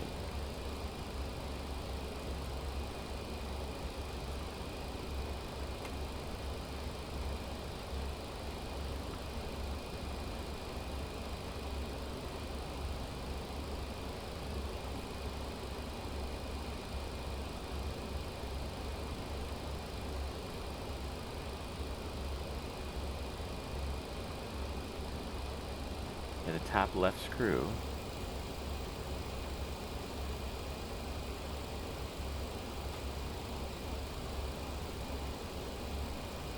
There we go.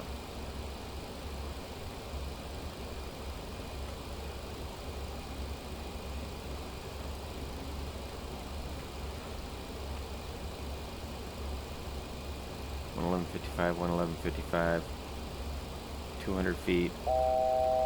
200 feet, 1,000 to go. Let's bring our range down one more click.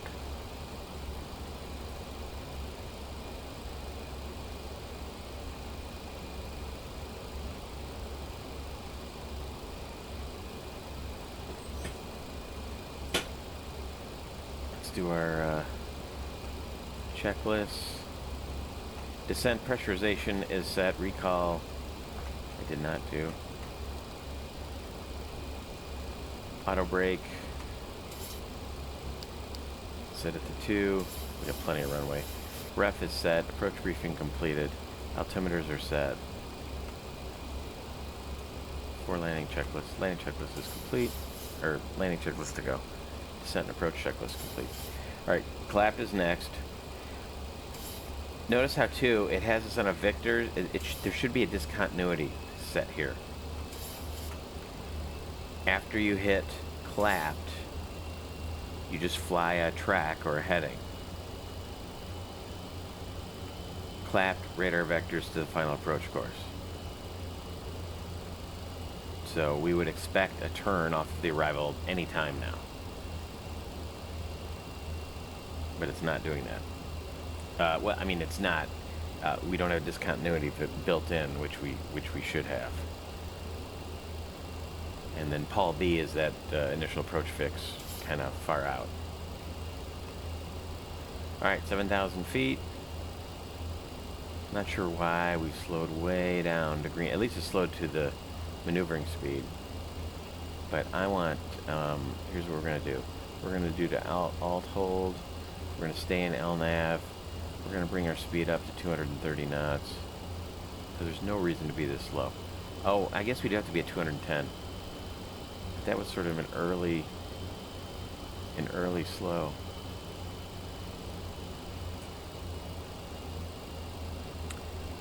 So actually, even though it was a little bit of an early slow, it's good because it did not slow us past 220 knots. So we can bring out flaps 1.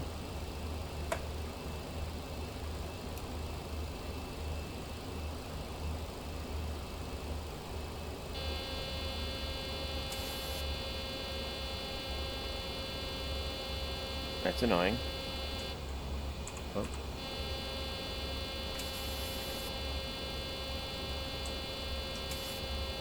Horn cut out.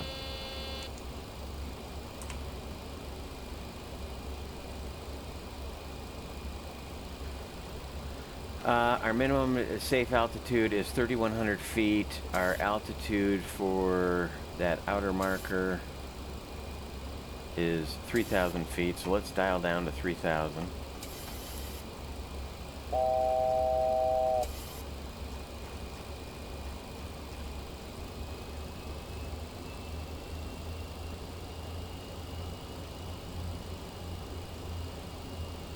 We'll go to 1,500. And I'm going to go to heading mode.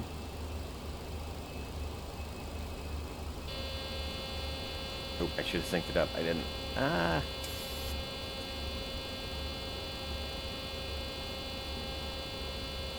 Come back.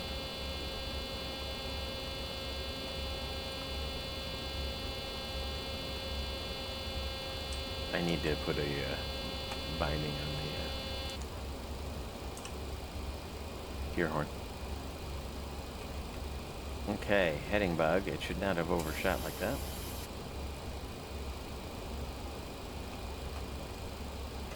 I'm going to stay at 210 knots. I'm not sure why it slowed way down. Yeah, I can see even on the FMC, it's 210 knots. Okay, I'm on the downwind. Descending to 3. I can shallow up our descent a little bit. We're doing fine.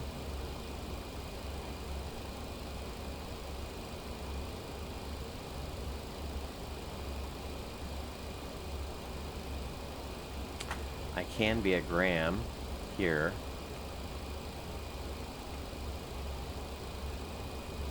At 2,000. After sure. Oh, 3,000 outside. So we can turn it anytime. Shirk at 2. We got the localizer. No glide slope. So we'll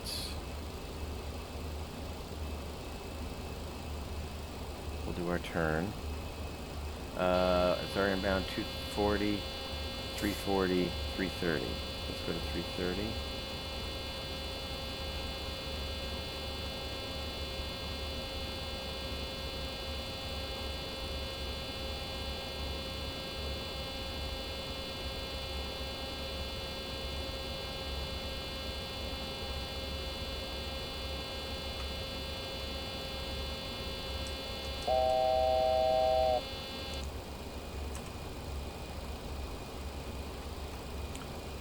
Bring our range in one more click. I'm about to start hand flying. Alright. Engine ice can come off. Engine anti-ice.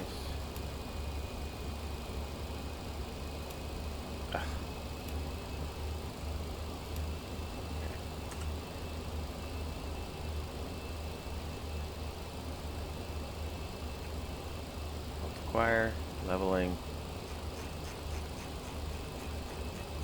Do this. All B. And let's go to approach arm. Vorloke, glide slope armed.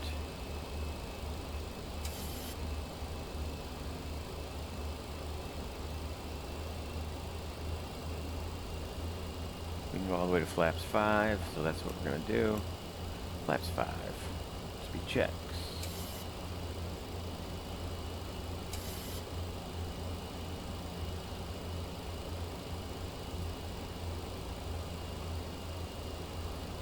Loke.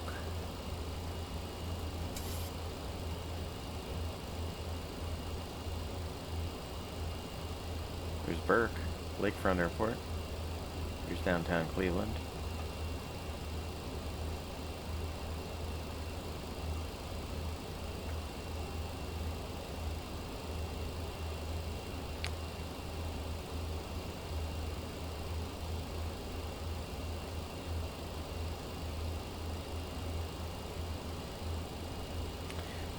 Let's find the Continental gate.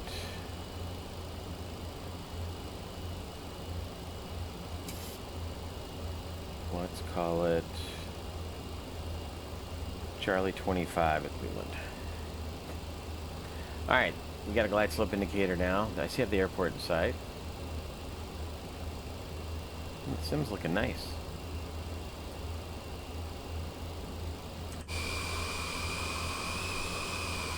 Tooling along at flaps 5, right over Burke Lakefront Airport, home of the Cleveland Grand Prix.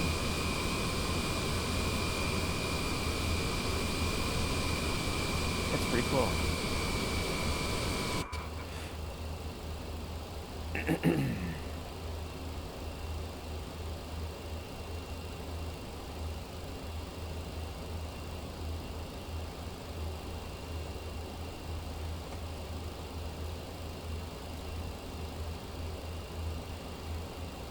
Okay. 143 is going to be our speed.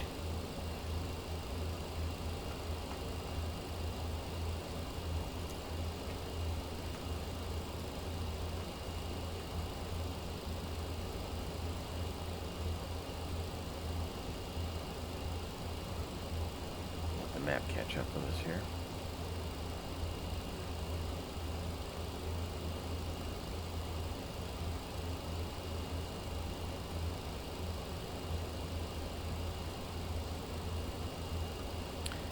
Let's dial our speed back.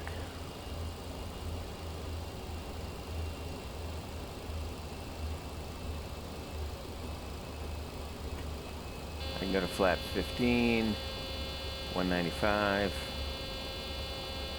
Shut up.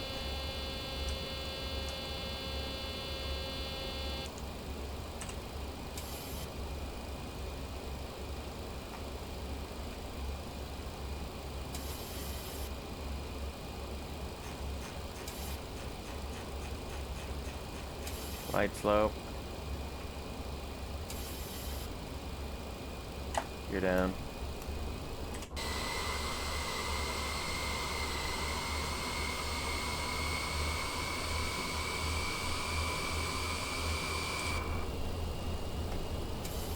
You're down 3 green.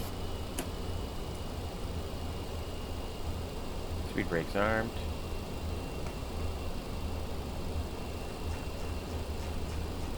Slow it up to 145.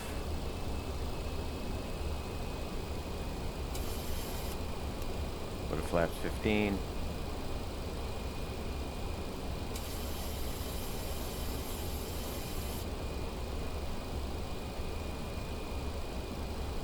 Flaps 30. Landing checklist. Engine start switches are in continuous. Speed brakes arm, landing gears down, flaps 30, green light. Landing checklist complete.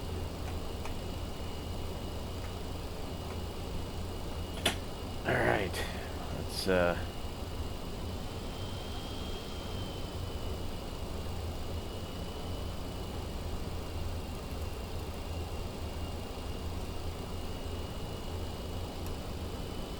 auto throttle's off.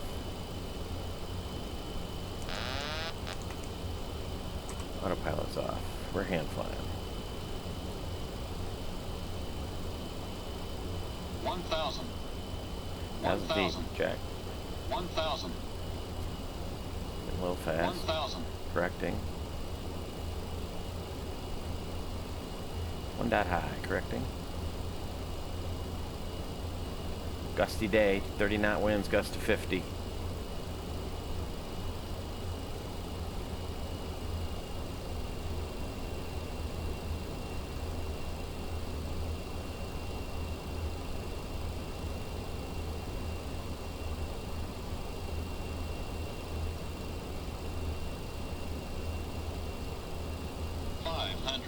A little low.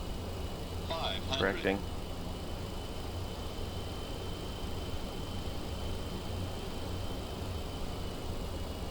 Oof. It is bump E.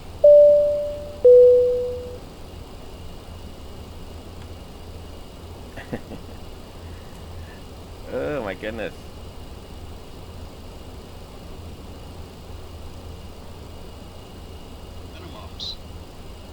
continue.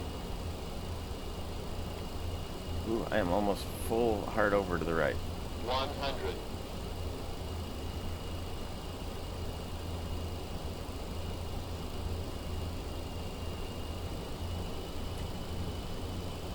50, 40, 30, 20, 10.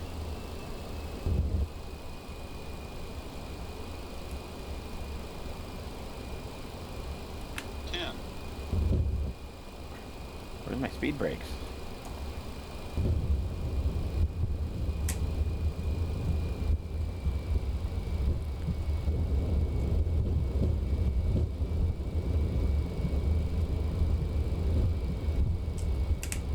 Well, that was a hell of a bounce. Woo!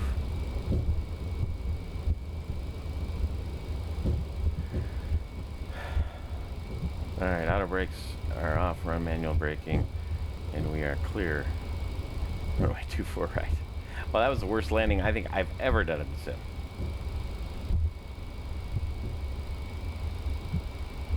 Holy cow. But I didn't get speed brake deployment, and I was armed. The green light was up. Alright. Let's get to the gate and let's call it a day. We're going to cross here, cross over to Lima, and we are going to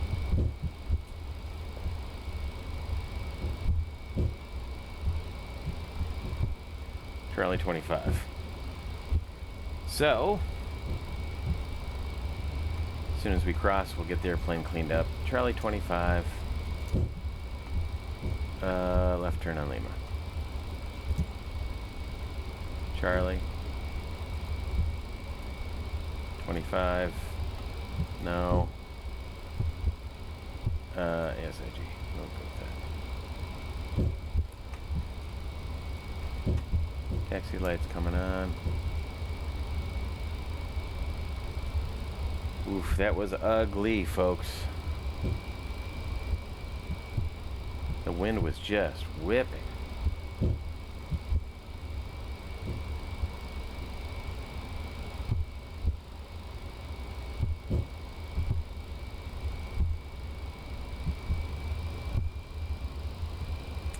So we're gonna park the airplane, get her shut down, and then never speak of this again.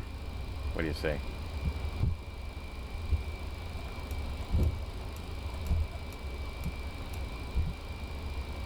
Maps are coming up. Speed brakes are stowed.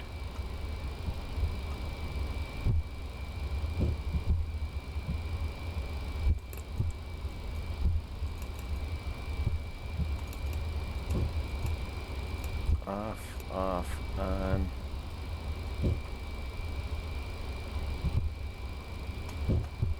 Turn our logo off. You can go to steady. Off. You can start our APU.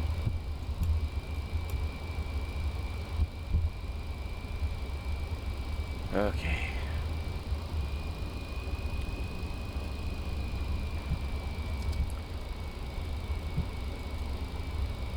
We don't have an after landing, just a shutdown.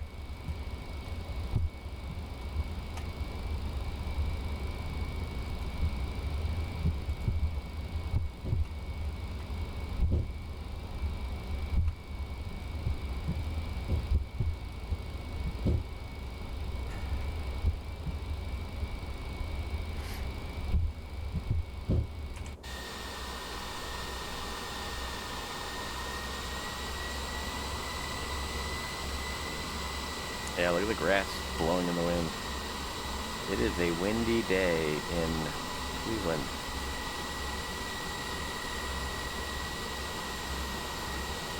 Cleveland rocks, except when it's 50-mile-an-hour gusts.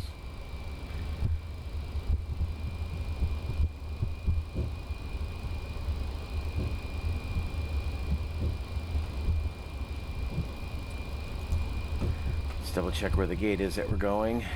Charlie, let's around the other side.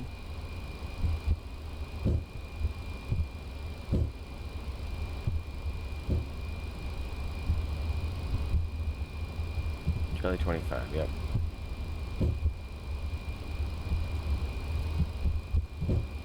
Well, I guess I could take Kilo over.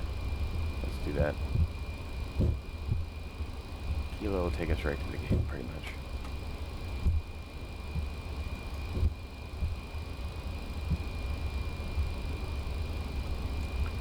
Control tower.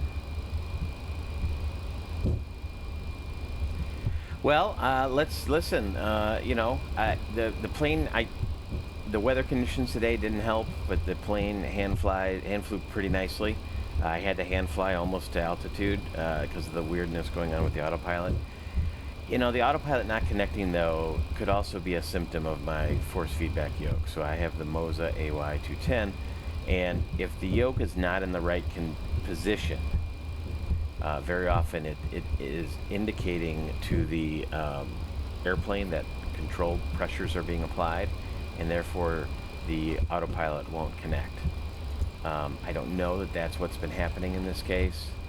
I'll have to do some more experimentation, but later on, once we were actually in level flight, then the autopilot connected.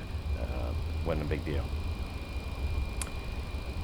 So, but hand flying the airplane was just fine. My landing was terrible, really terrible. I'm not sure if I didn't get speed brake deployment because of the wheels didn't have a chance to come up to speed. The airplane didn't think it was on the ground. I was at idle thrust, so that wasn't an issue. So that's kind of a mystery. Again, we'll have to fly more to understand it. But we got to Cleveland, more or less in one piece. Yeah, it didn't bend anything. I mean, it wasn't a super hard landing.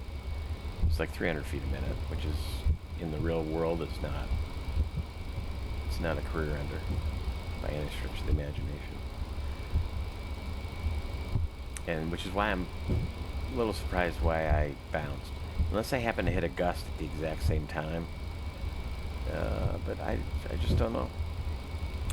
I don't know. Charlie 25.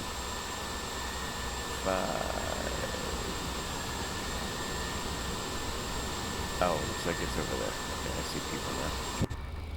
Stand Kilo. We'll cross this line over spot 2. Charlie 22.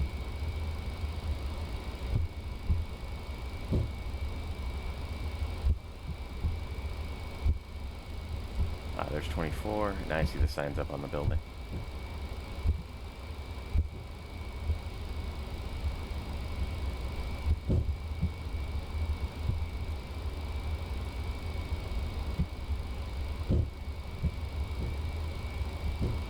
It's kind of a weird place to put the numbers,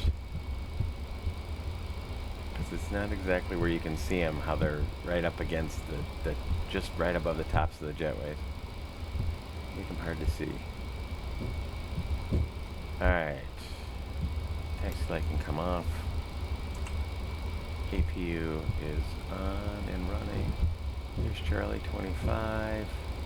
We'll make the nice easy turn in. There's our marshaller. Everybody's ready. Nice smooth turn in.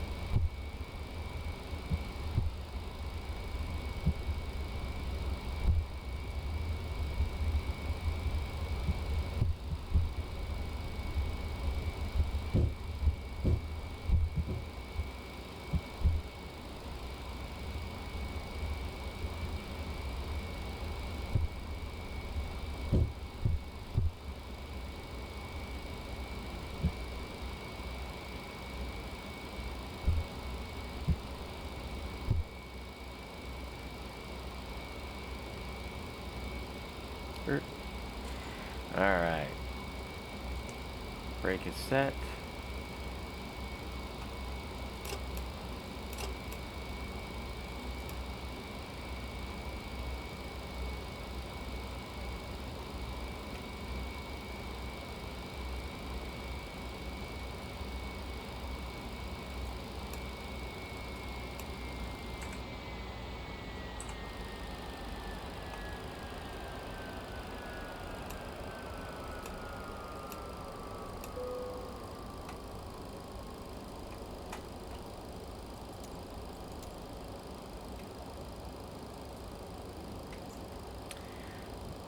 Deboarding requested. Chocks.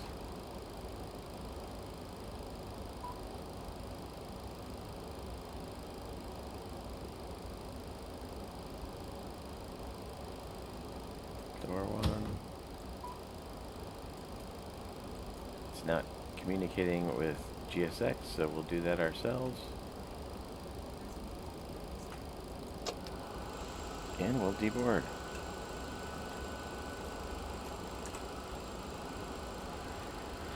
All right, windshield heat, probe heat, anti-ice is off, hydraulics are off, leads are off. Let's do the shutdown checklist. Oh, fuel pumps, dope.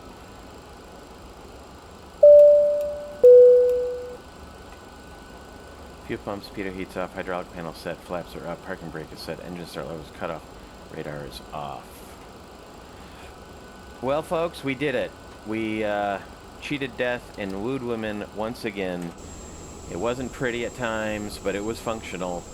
The CSS 737-500 in classic Continental livery. Love the livery. AJP liveries. I believe it is, did a very nice job with delivery. I like the 737-500. Looking forward to the next update. Hopefully they can do some work with the FMS and the autopilot system to help smooth that out. At this time, I would tell you, if you're very reliant on that magenta line and autopilot, probably not a great idea to fly on VATSIM at the moment. Requires some pilot intervention from time to time. But once you get out of that fully automated mode, I mean, the airplane is perfectly flyable, and you know, did a nice job in the managed modes, and does a nice job hand flying. But certainly some work to be done with the FMS.